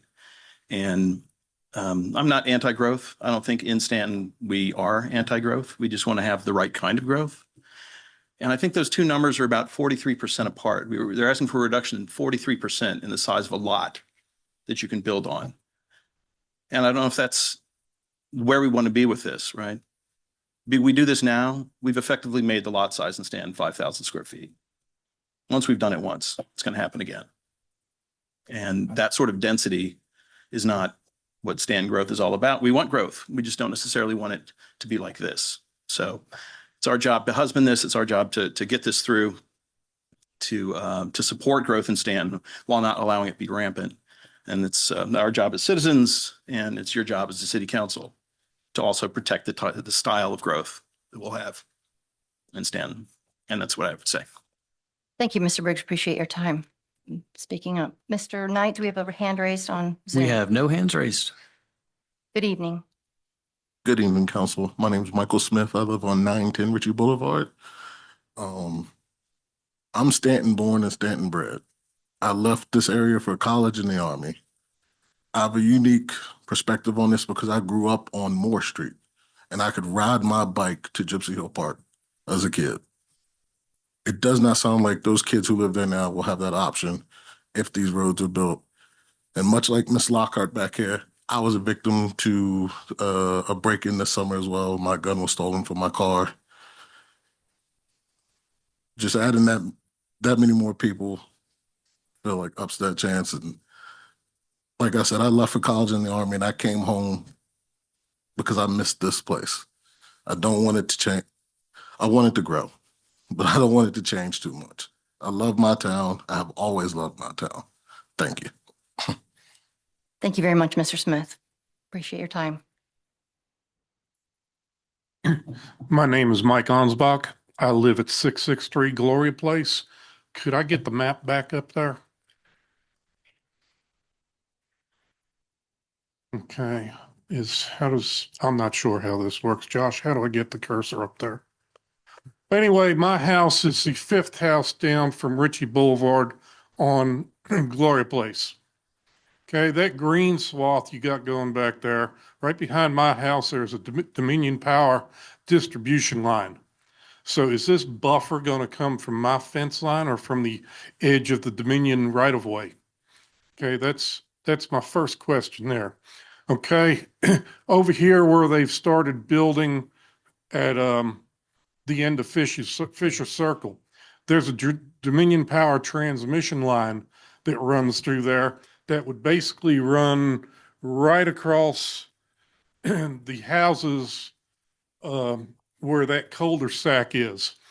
Now, one gentleman up there had to move his wood stove to get out of the right of way. Another person had to move their built-in swimming pool that had been there for 40 years. So how are you going to put houses there? All right. Now, like I say, I'm the fifth house down from Ritchie Boulevard. Between my house and the sixth house in this proposed property, there's a sinkhole. The ground drops off probably 6 or 8 feet in about a 10-foot section. And then as it comes down, it slopes back up the power line. All right. Everything, when it rains, every bit of runoff goes into that sinkhole and goes underground. Now, I've got a hill in my backyard. In a heavy rain, I have a stream that comes off that hill, goes down my driveway to the street. Same weather event, there's nothing in my neighbor's yard, which is the lowest point. And you would think that there'd be a flood coming through there, but there's not.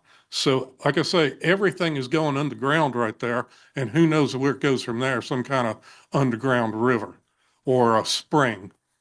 So there's some problems I have right there where they're showing the retention pond by Ritchie Boulevard.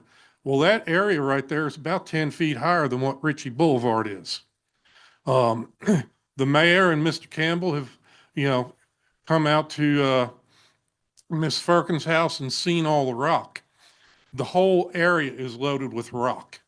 Now, back when they put 262 in, the blasting at 262 cracked the foundation at my house and my neighbor's house. So that's a mile away as a crow flies. When they start blasting there, they're going to do damage to everybody's houses. They're going to destabilize foundations, and they're just going to make a mess. And who's going to be liable there? You're saying the blaster's going to be liable for that? No. I should not have to go hire a lawyer and take them to court for something that should have never happened to start with. So I have a videographer who is willing to go through anybody's house in that area and take a before video. And then when the cracks start showing up, then we'll figure out who we're going to sue and who's going to be liable for this. So that's something to think about there.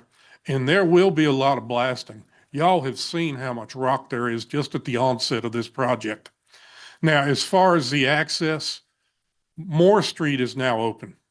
Back in the 80s, when Staunton annexed this Green Springs Valley subdivision that was originally part of Augusta County, it was the same thing. You had Charles Street, you had Ritchie Boulevard. There was no other way out of there. So for the last 40 years, the only thing y'all have done to resolve that is to issue another 100 or so building permits. Okay, so Moore Street may not be the best access in and out, but it does satisfy the requirement of having 2 access and egress. And it is up at a higher area because anybody that lives there knows that at a severe weather event, both Charles Street and Ritchie Boulevard at Greenville Avenue flood. And it's been like that for years and years, and nothing's been done about it. So like I say, now there's another way out of Green Springs Valley. So opening this up to Middlebrook Avenue is a moot point at this stage in the game. We've survived with Ritchie Boulevard for 50 some years. We can make it a few more. Thank you very much. Thank you, Mr. Ansbach. Appreciate your time. Mr. Knight, do we have a hand raised on Zoom? We have no hands raised. Thank you, sir. Good evening. Welcome. Madam Mayor, Council, my name is Benny Brown. I live at 700 Coran Street, which is at the corner of Ritchie Boulevard and Coran Street, at the foot of the hill. My wife and I have lived in that house for 50 years. So we've watched development all around us. And it was pointed out by a learned person here earlier that this McIntosh property has been untouched, since 1986. Well, the reason it's been untouched, it's not suitable for development. If you have walked this property, the subject of rock comes up. Yes, there's rock. It is not when you envision that you're going to backhoe is going to start digging, you're going to hit a rock. No, this rock's above ground. There's rows and rows of limestone rock above ground. If blasting starts, and if you start developing on the Middlebrook Road side first, a lot of people are going to suffer because their homes, their properties that they've lived in and treasured all these years are going to be impacted. Yes, we now have an opening. We talked about the second entrance to Green Spring Valley. Well, it's now open going over to Moore Street. But the opposite is happening, ladies and gentlemen. No one is using Fisher Circle to go to Middlebrook Road. People are coming out of Shenandoah Heights and out of Middlebrook Trace. They're coming up Moore Street and down Fisher Circle, headed to Greenville Avenue. It's the shortest route for them if they want to go shopping, they want to get their car serviced, they want to go to a restaurant. All of those facilities are on Greenville Avenue. That's the shortest route. So already with just that opening, we have increased traffic, and we've increased traffic terribly at the intersection of Greenville Avenue. Just this past week, my wife and I were coming off of Statler Boulevard, and there was so close to a 3-car accident at that intersection because one car decided to shoot across Ritchie Boulevard to go up to Kroger, and we had a car heading south and a car heading north on Greenville Avenue, and it was so close. But there has been multiple accidents.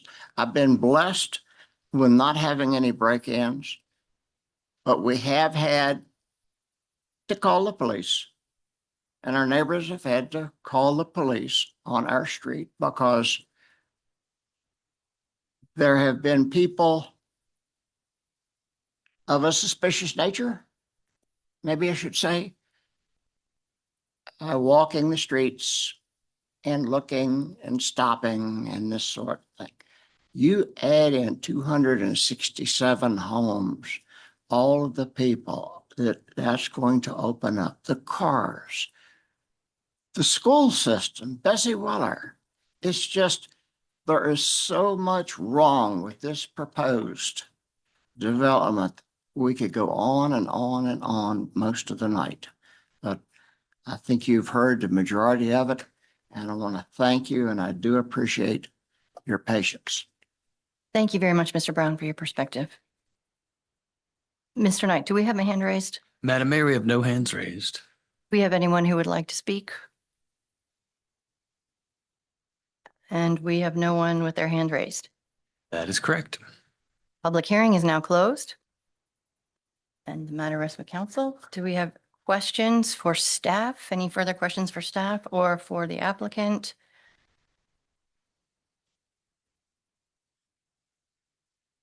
No. No, this is not a time to ask questions during the meeting to staff. We'll continue to ask questions for ourselves, but I've had a request for a 5-minute recess, so we can just take a break. And we'll come back in 5 minutes to go to the bathroom, have a drink of water. It's been 2 hours and 15 minutes. We'll come back into session. Thank you all for your patience while we took what I think was a little bit more than a 5-minute break, but thank you. So we could all get up and move around. So we finished the public hearing, and it's time for questions from council. We ask questions to staff. We want to ask questions to the applicant. We certainly can do that as well. So what are we thinking? Vice Mayor Airwood. I do have an initial question for staff. I believe this would be a Mr. Hardless question for just about in comments, we've heard a lot of different views about the scope of what we're talking about here this evening. I just want to clarify, this is not about whether this development is happening at all. This is about the shape of this development on this thing. But a development on this site is by right. they did not have to do any kind of public hearing about this.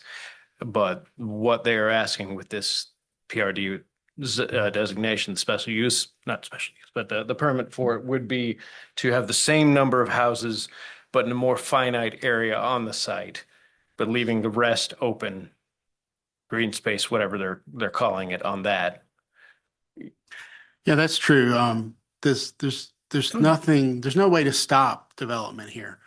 This is just a question of what's that development going to look like? Is it going to be spread out all over the property? Or is it going to be clustered into this smaller area? But either way, the development can happen. If this special use permit is denied, the developer could come back tomorrow and submit construction plans for by right, and staff would start reviewing them. And that would not in any level go before planning commission or council.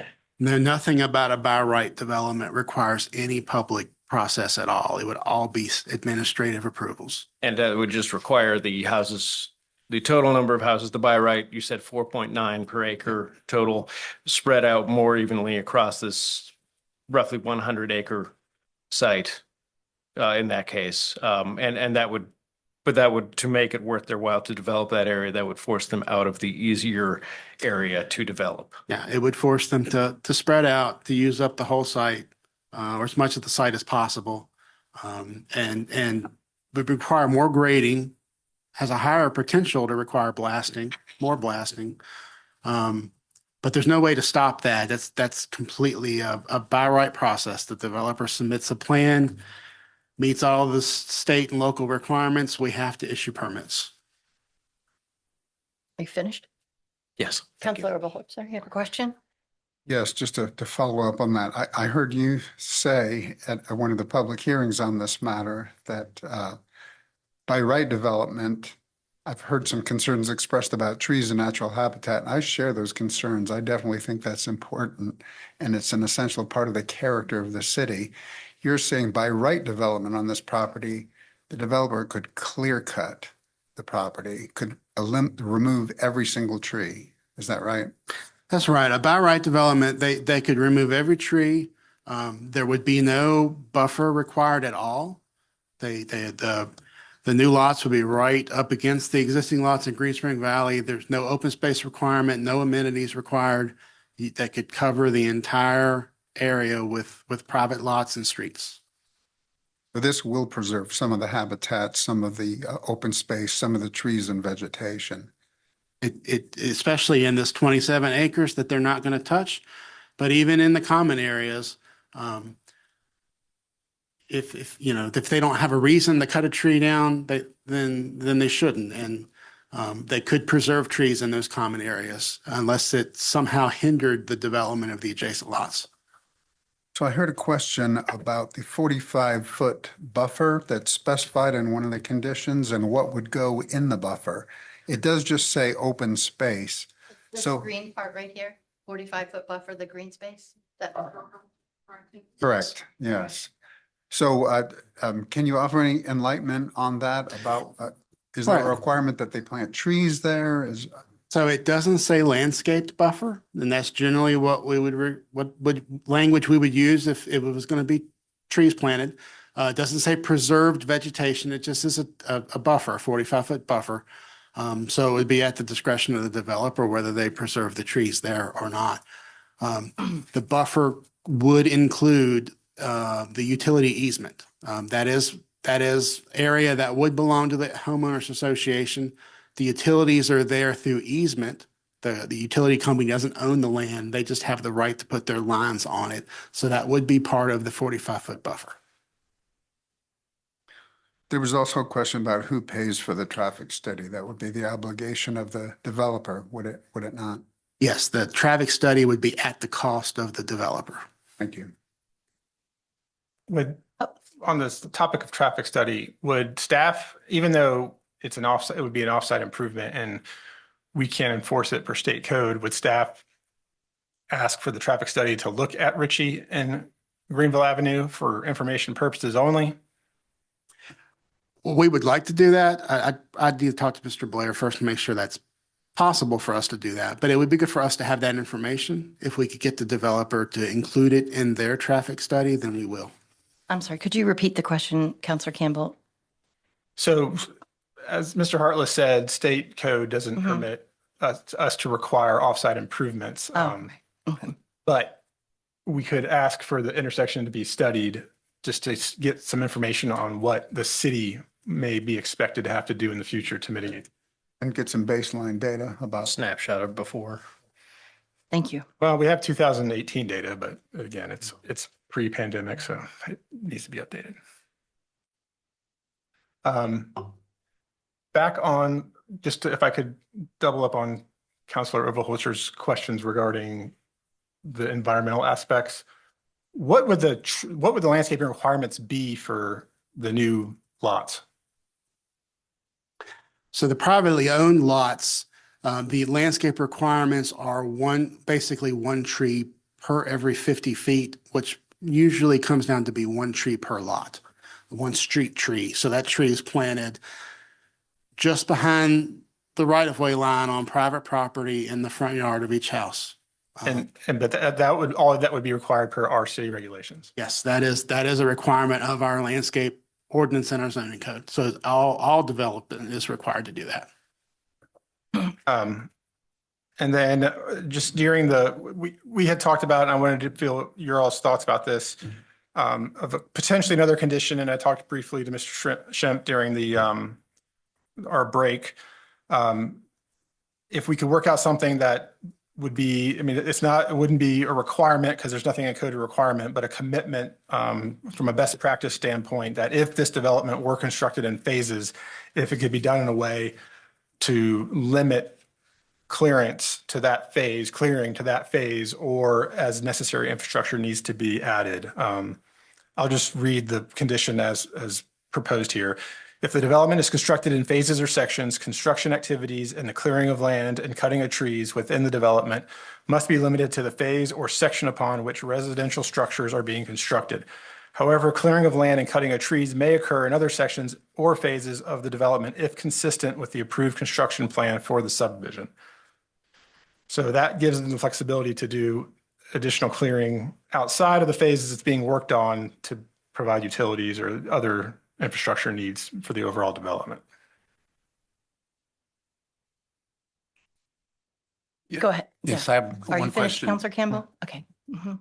One question back about the buffer zone, because I know that it is, in the other development that we talked about, there was a requirement that you had to do plantings in the buffer zone. Are you saying that it's not feasible to do that because the utility lines are in the rear and in that area?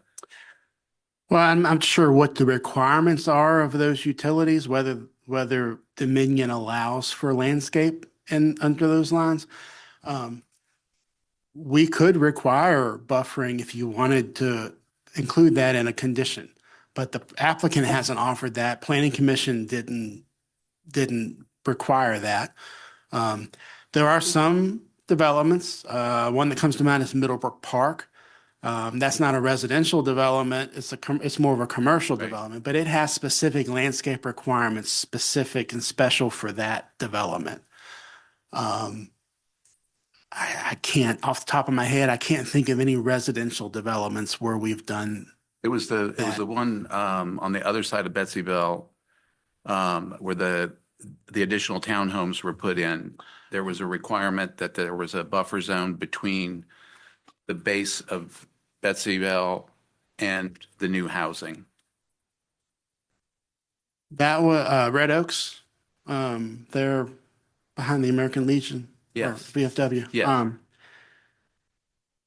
I couldn't think of the name of the development. There is a buffer requirement for Red Oaks. Red Oaks was a very unique development. It was originally intended for senior citizens. It had all kinds of special, very strict landscape requirements. I'm not sure that those were city imposed. I think that they were restrictive covenants from within the homeowners association. Homeowners Association.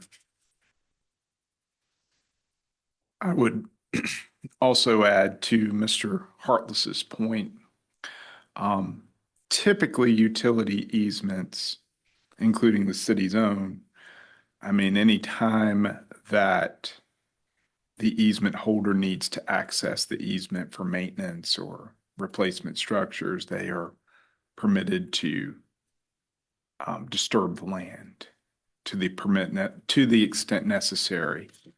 So that's not, again, to say you couldn't have a landscape buffer, but it's also worth in full disclosure that if it is over utility easement, at times utilities will disturb the buffer.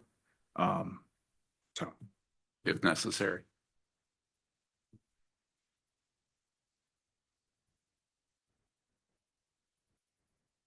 How much of the buffer in question includes utility easement?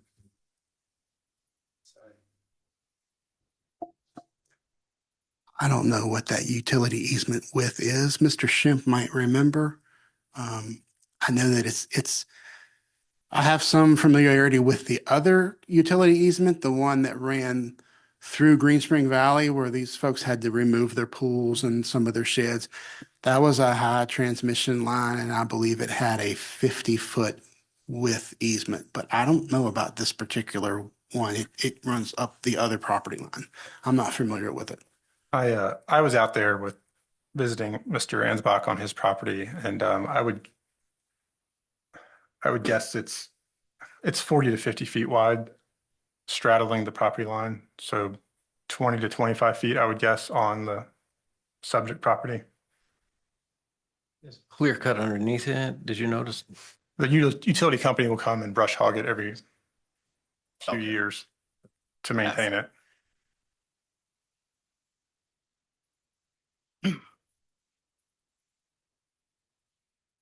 Mr. Hartless, one more question. I appreciated Mr. O'Connell's comments during the public hearing. And I agree with him that there should be, for this type of development, more of a open space commitment. That's the whole point of clustered, is to protect the environment. But we are complying with our current regulations in every way. I just want to confirm that, because that's what we have to operate by, correct? That's correct. Our regulations say 15%. So that's what staff had to abide by. The planning commission considered increasing that. And in the end, they determined that they would have this condition that said that the stormwater pond couldn't be part of that 15. And that's what they did in terms of trying to increase open space. And also with these buffers and the 30-foot perimeter setback for any principal structure, those were all designed to increase that open space a little bit. So I think going forward, that's something that we should look at addressing. I don't remember the gentleman's name, but also spoke about the concern with setting a precedent for 5,000 square foot lots. I don't have a concern with that lot. I think that's what a lot of new young home buyers are looking for.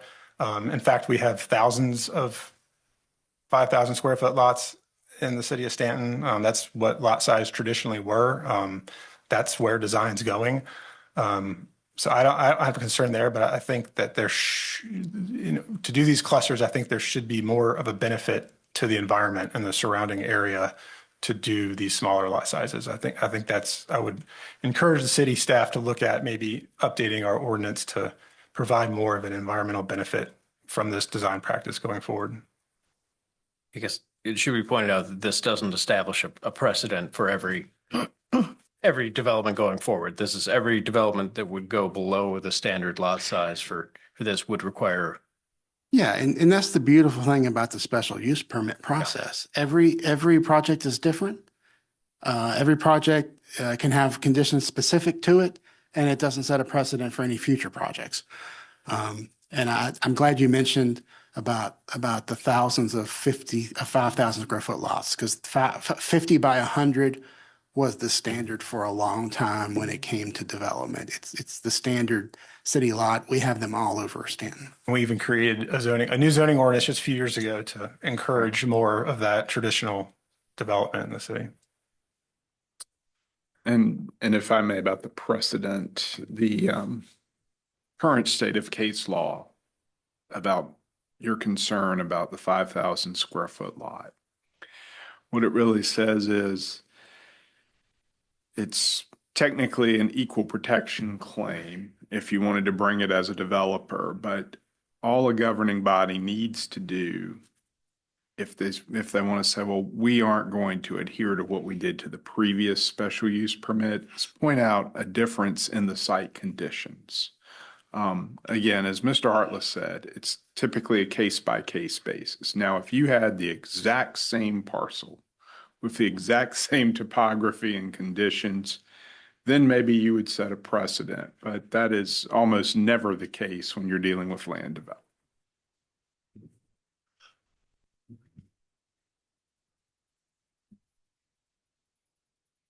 Questions from council?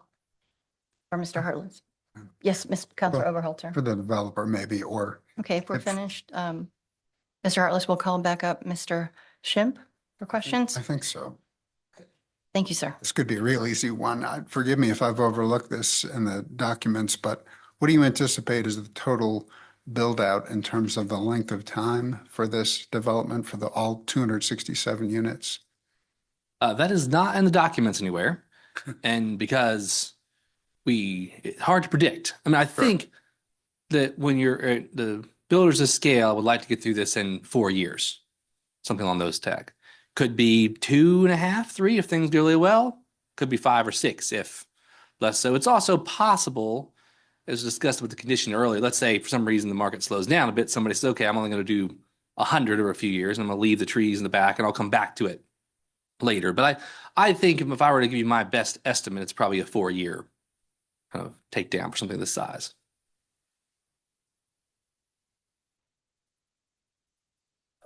Mr. Schimpf, just going back to, and I think you did address this, but the rockiness of the property, if I'm imagining that if you didn't think that it were feasible, as you said, it's an expensive process to dynamite, to blast. It's disruptive. It's something that you would prefer to avoid as much as possible. And given the topography and the potential rock content, that I imagine you and the owners have seen the property, walked the property, tested the property, know, and still feel that it is developable and that the rock content is not an impediment to development. Well, I would say certainly, seen, walked, considered it, tested it, you have not. So the next thing we do is, because again, I can't go testing for my roads are going to be if I don't know what they're going to be roughly. And so the city council approves this. We go out, in fact, they're going to start I think this week, next week, provided this meeting goes well, we go out and start drilling holes and we use those auguring as the basis of our design. And there is I don't believe it's the case here, but it is possible that I would go through and say, there's too much rock here. This is not worth building. I can't know that without seeing what's in the ground. It doesn't feel that way when we look at the topography. We think we can again, my design takes into account the topography. We try to minimize our cuts and fills. That apartment complex had a huge cut. They pull the dirt out of there and dynamite it and blast it. We don't want to do that. We'll have houses with basement walkout. So you kind of step down the slope and next row goes up and we try to terrace the property to minimize that risk. But basically, the steps are get a vesting of our layout like this. And then we send folks out there with drilling rigs and drill probably 50 or 60 holes in the ground that will answer that to us and inform our design so we don't have to do a lot of blasting. Right.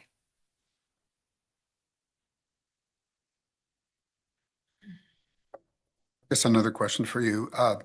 Given what you've heard about the utility right of way, is there any way to and what's your thought about adding a requirement to have some kind of tree plantings in the buffer zone? In that 45-foot buffer specifically? We have an Alta survey in progress. I think it's a 20-foot easement back on our side back there. This was brought up. The planning commissioner, Mr. Campbell, I think, noted this, the easement was there. And so the buffer got wider to accommodate room for trees and that. I mean, my only if I'm building those houses and selling them, I have a power line behind me. I would like to plant some trees between me and them for my own purposes as much as the neighbor's purposes. I would just be a little hesitant to guarantee any tree of a particular size as they at some point go over the power line limbs, they come and just crop them off. So I don't know if certainly if, normally speaking, if I'm between, let's say, if I was actually a high density development or if I was commercial next to residential, there'd be some kind of screening requirement in the code. We're really equal density, so you don't normally have a landscape buffer. I mean, if you all, certainly you all make the conditions here. So if you all desire to have a condition about the planting something, I just don't know. I don't know if you all have a good standard anywhere like the city code to say, oh, it's a type some buffer that we can refer to. It might be difficult to make up something now that worked without a code that you already had established. I think we'd be incentivized to plant that area for our own purposes. But I don't know if there's an easy way to say, oh, well, this kind of size tree or, without getting into details, they're pretty particular at this moment in time. But I think certainly if you all wish to do that, we're not objecting to planting trees. I just don't want to get a situation where we have a condition that I can't then live with because we're getting a little ahead of like a design phase. Right. Councilor Oglehart, so you had a follow-up? Doesn't the city have a standard for separating residential areas from commercial areas? We have we have one buffer, and that's for that. It's a 5-foot strip with a two row of evergreen. Yeah, and to buffer business from residential, it's a 5-foot wide strip, 2 rows of pines, planted staggered. For industrial, it's a 10-foot wide strip, 2 rows of pines planted on staggered. For Middlebrook Park, that buffer, the language says that it shall be 25 feet wide, fully landscaped. It does not specify tree types, tree caliper at planting. It just says fully landscaped. It kind of leaves it up to the discretion of the zoning administrator and the city horticulturalist as to what that means. One potential wording there would be fully landscaped, in consultation with the city horticulturalist and zoning administrator, sort of in consultation, because again, given what you're talking about, it probably won't be your standard buffer that we have in the code, but if you could have the developer in consultation with the city horticulturalist and zoning administrator shall landscape the buffer as best as possible, or something of that nature. Perhaps a note buffer outside of the utility easement or something. Right. There is a space there. Consistent with the utility easement. Something on this, because we don't want to have to plant trees. They come and then cut down every 3 years, and we have to then replant them because we're in zoning violation for not having our trees in, basically. So as long as we can have something like that, that would be agreeable. I'd be interested in having some kind of condition.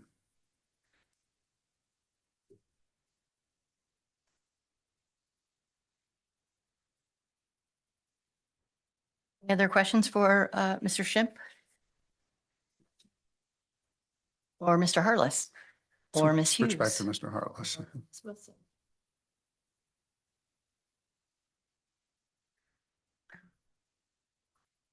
So these various conditions, they basically are checkpoints or conditions that the developer has to meet before he can move forward. If you determine, you look at the, the infrastructure construction plan, and the stormwater design says that this doesn't pass muster, we don't think this is going to work, you can stop the development right there. Is that right? That's sort of a checkpoint. That's a hoop they have to jump through. It is. Sort of a quality control measure to ensure that. As we go along the way, we have some of these conditions set up to ensure certain things are done by certain points, like with the connection to Middlebrook Avenue. We knew we wanted that. We knew we wanted it early, and we also know that the developer is not obligated to build all 267 homes. They could stop at any time they want. They could build 100 and walk away.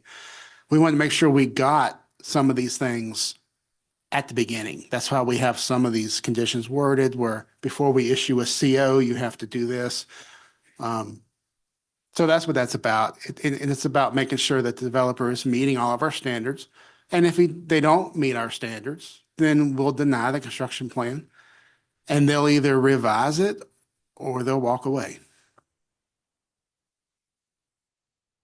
Something that I really appreciate about the planned residential development is setting these conditions and these checkpoints as opposed to by right development where they still would have to file the permits and so forth. But there are more checks and balances here. I think there are more that protect the homeowners and the neighboring properties. I agree. I think the SUP is a much better way to go. Just listening to everything that you said, it's the same number of homes, smaller lot sizes, which honestly lowers the price of the houses, which is going to allow more families to be able to purchase a home, being in that price point that they're aiming for, and preserving the green space. It also means less concrete, less permeable spaces or impermeable spaces. And I do agree with the buffer. I would like to see full, I don't recall the words you said, full planting or of the buffer in consultation with our horticulturist. But I think as Vice Mayor Arrowood has pointed out, and I think we've heard several times, it's not a matter of whether it's going to be built, it's how it's going to be built. And I appreciate the fact that it will be more concentrated, that the green space will be more protected, and that there will be checks at every stage of the process, and that the staff will be heavily involved. And I appreciate all the work that you've put into this. I think every question, maybe not to many resident satisfaction, but it sounds like every question has been answered, that there are safeguards to make sure that residents are safe, and this city needs housing. And so I appreciate that this is a better product than what we may have gotten before us. We wouldn't even have it before us, but that we're able to go over this process together.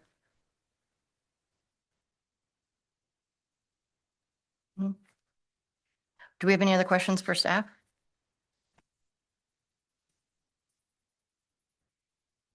There are no other questions for staff? No. All righty. Thank you. Any discussion?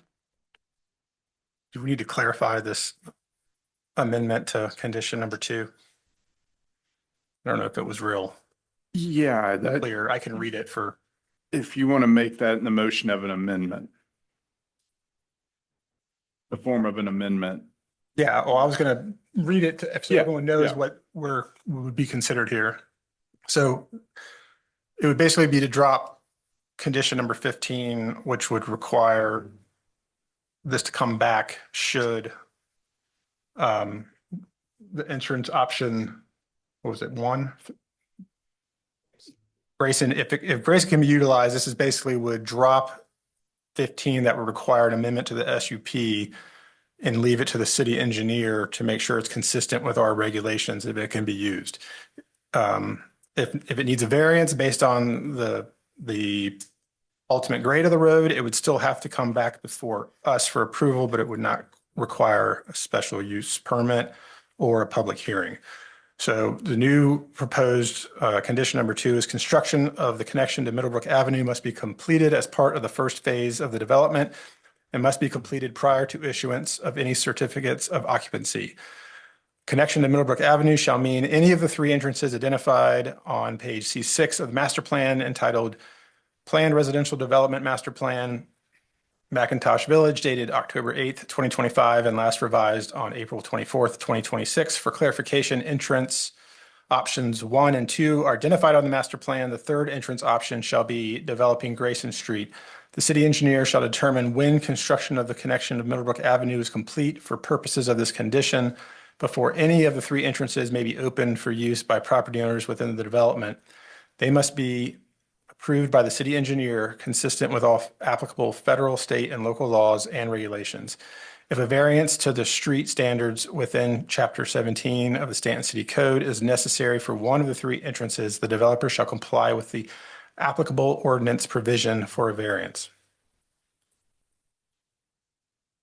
And while we're on the topic of transportation, I just encourage city staff to start immediately, if this advances, to start looking at solutions for Ritchie and Greenville Avenue. It is a problematic intersection. It's only going to get worse. We need a solution starting now, immediately, to make sure it's not an issue if this goes forward. Agreed. Counselor Campbell, are you making a motion for an amendment to? Motion would be the approval of SUP with the amendment, with the conditions as amended. Correct? Yes, but Counselor Campbell, did you want to add your potential condition and read that as well? Yes, I read that earlier. So we would be adjusting condition number 2, deleting condition number 15, and adding a new condition of if the development is constructed in phases or sections, construction activity in the clearing of land and cutting of trees within the development must be limited to the phase or section upon which residential structures may be constructed. However, clearing of land and cutting of trees may occur in other sections or phases of the development, if consistent with the approved construction plan for the subdivision. Understanding is removing 15 and adding this one that you just read, which still be 21 conditions, right? And then, Well, Counselor it would ultimately be 21. And let me ask for you all, condition 18 sets out the 45-foot barrier or buffer, I should say. And you could add a sentence to the end of that condition that says, the buffer shall be landscaped by the developer in consultation with the city horticulturalist and zoning administrator, consistent with the existing utility easements. And it's added on to number 18. Yes. Be agreeable to that.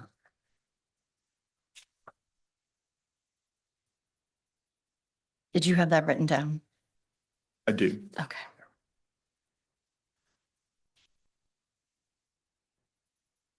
Mr. Blair, do we need to vote on individual changes, modifications, adjustments? If you would like to incorporate all of those changes as one amendment, you can vote on that.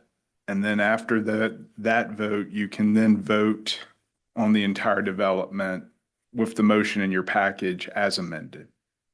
So I would say all of those conditions that have just been read and deletions are one amendment. If somebody will state that's the motion, then you need a second and vote on that. If that passes, then you would vote on the entire development as amended, with the conditions as amended. I'll move for the package of amendments that you just described. Second. Is that sufficient? Is there any discussion about the amendments that were just discussed and no discussion? Mr. Blair, please call the roll. Ms. Woods? Aye. Mr. Campbell? Aye. Mr. Overholzer? Aye. Ms. Park? Aye. Mr. Shepherd? Aye. Vice Mayor Arrowood? Aye. Mayor Edwards? Aye.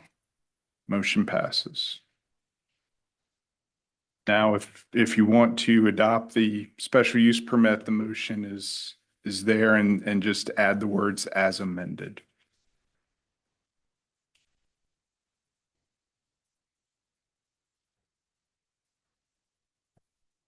Would anyone like to make a motion? Mayor Edwards, Counselor Woods? I move that council adopt the resolution and approve the special use permit with conditions as recommended by the planning commission because the special use permit serves the public necessity, convenience, and general welfare, and the resolution is consistent with the city's comprehensive plan and good zoning practice, including the amendments. Second. I'll second. Thank you. Any further discussion about these? Mayor Edwards, I would just like, before the vote, I just want to express my gratitude to the residents that have been involved in this process. I know this is difficult. I truly appreciate your concerns and I understand your concerns. I know this isn't easy, but we are a city. We have to have well-planned growth in the future. We have to work within the limitations of our city regulations and ordinance and put these conditions in place to do the best we can to mitigate the impacts to you all. Yes, there's going to be immediate impacts to you all and our entire city. It's going to take good planning and just good decision making moving forward to make sure that future growth in our city is a success for everyone. Thank you, Councilor Campbell. I agree. Thank you. Well said. I agree to that, and to let you know that, you know, we do want to grow in the city, and this is a way that we can do that. And for the safety and protection of everybody, these conditions that were put in place, the developer has accepted all of them. So he is willing to work with us as we are willing to work with him also to have this development go ahead as a special use permit. And we know that if he didn't come to us with this special use permit, this development could have went anyway. It could have went on without us, but I'm glad we are here able to help and have these conditions here. And we are glad that we have your concerns and that we have answered those. And I hopefully that you would take that in consideration going forward, that we are here to help in any way that we can, that the city is behind and they will do everything in their power and best to have this project moving forward to the best way that they can.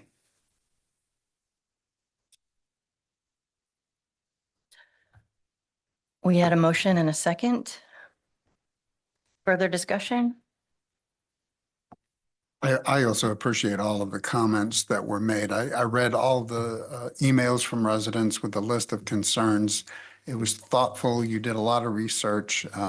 Appreciate those expressed concerns. I appreciate the time that Councilor Campbell and Mayor Edwards spent visiting personally with the residents. And I spent time driving through that area and trying to understand the landscape and the nature of your concerns and the exposure to sound and noise and vibration.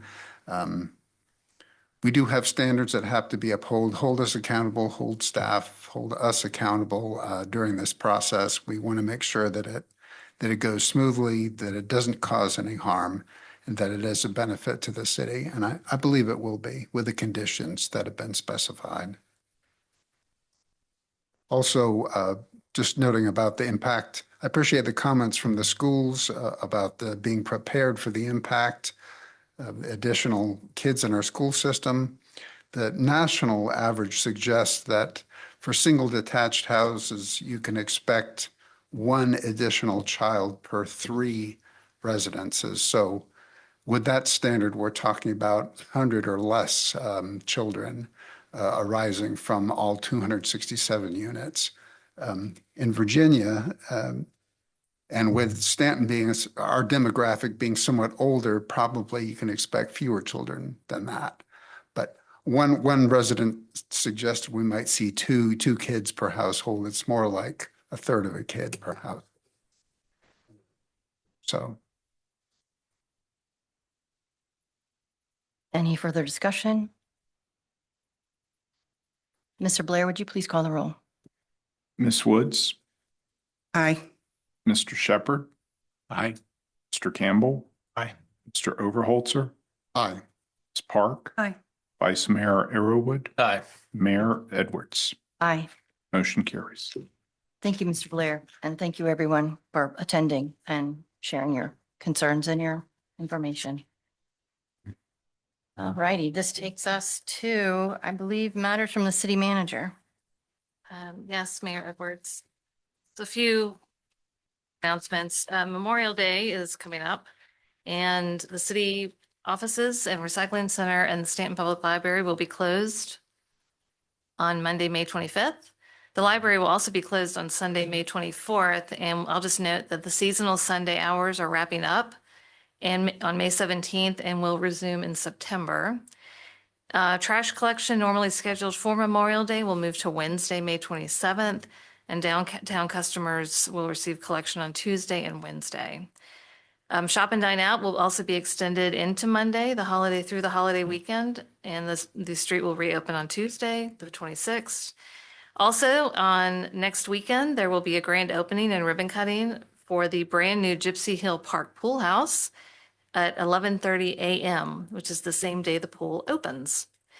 Both Gypsy Hill Park and Montgomery Hall Park pools will be open that holiday weekend, including Memorial Day, Monday. Speaking of the parks, a parks facility improvements project is currently advertised for construction bids. This includes the renovation of the pool house and 2 separate bathroom facilities at Montgomery Hall Park, the addition of a bathroom facility adjacent to the pavilion at Montgomery Hall Park, the renovation of a bathroom facility and addition of a new bathroom facility at Gypsy Hill Park, and an additive bid for renovations to the pump house at Gypsy Hill Park. A pre-bid conference took place today, and the bid opening is scheduled for June 2nd. And that's all I have this evening. Thank you very much, Ms. Beauregard. And this takes us to matters from the public. This portion of the meeting is set aside for council to hear comments from citizens and others on a wide variety of topics. A copy of the Stanton City Council's Matters from the Public guidelines is available in paper form on the desk by the door and online on the Stanton City Council, Stanton City website. We ask that you please familiarize yourself with those guidelines before speaking. If you would like to address council, please come forward to the podium or raise your hand on Zoom. When it's your turn, please state your name and address for the record and limit your remarks to 5 minutes. I will let you know if your time expires. As a reminder, this is a time for council to listen. If you are seeking a response or a follow-up to a question or comment, please speak with the city manager, Leslie Beauregard, or a member of council following the meeting. Would anybody like to speak? Good evening. Hello. Welcome. Thank you. Cindy Connors. I have good news about the food drive. First of all, thank you, Blake, for your kind words. And thank you to all the council people that helped pick up food. And some of my other volunteers are in the office and in the audience also. And they really did a great job. So here's the news. So Staunton, the post office in Staunton collected 12,339 pounds of food, which is amazing. And it was piled everywhere. It was piled everywhere. And then we have an umbrella under the Staunton Post Office where we add Verona, Churchville, Fishersville, and Stewart's Draft. They go into our total. Plus we completely filled the school pantry, the families in transition pantry. Add all that up, it comes out to 16,415 pounds. And then when you add the generous monetary donations that we received this year, we will get credit in our letter carrier competition, which is, it's all about the competition. Is 78,415 pounds. So that's up almost 30,000 pounds from last year. So thank you, everybody. Wow, Cindy, thank you so much. And Cindy, thank you for organizing that every year. It's a terrific community effort, and it's wonderful to see. Oh yeah, Stanton owns it. Wonderful. Thank you for giving us that update. Mr. Knight, do we have a hand raised on Zoom? We have no hands raised. Okay. Good evening. Aaron Barmer, Stanton, Virginia. First, I'd just like to say that I did not vote for our current governor because, I spotted her from a mile away. I urge every city employee and Stanton City Schools employee and support staff employee to join their union and to organize immediately because, big surprise, Governor Abigail Spanberger, the person who can't answer a yes or no question about whether or not she is going to overturn right to work in Virginia for months ahead of getting elected. She vetoed collective bargaining in Virginia. Big surprise. After promising, and chastising both the president and other Virginia Republicans in previous legislatures for, looking nastily at collective bargaining. Nope, she went ahead and vetoed it herself. So, City of Staunton employees, City of Staunton Schools employees who are not unionized or organizing to unionize, you're leaving money on the table, and there's literally no cavalry coming to rescue your asses if your bosses cross you. So put two and two together. Something else I'll say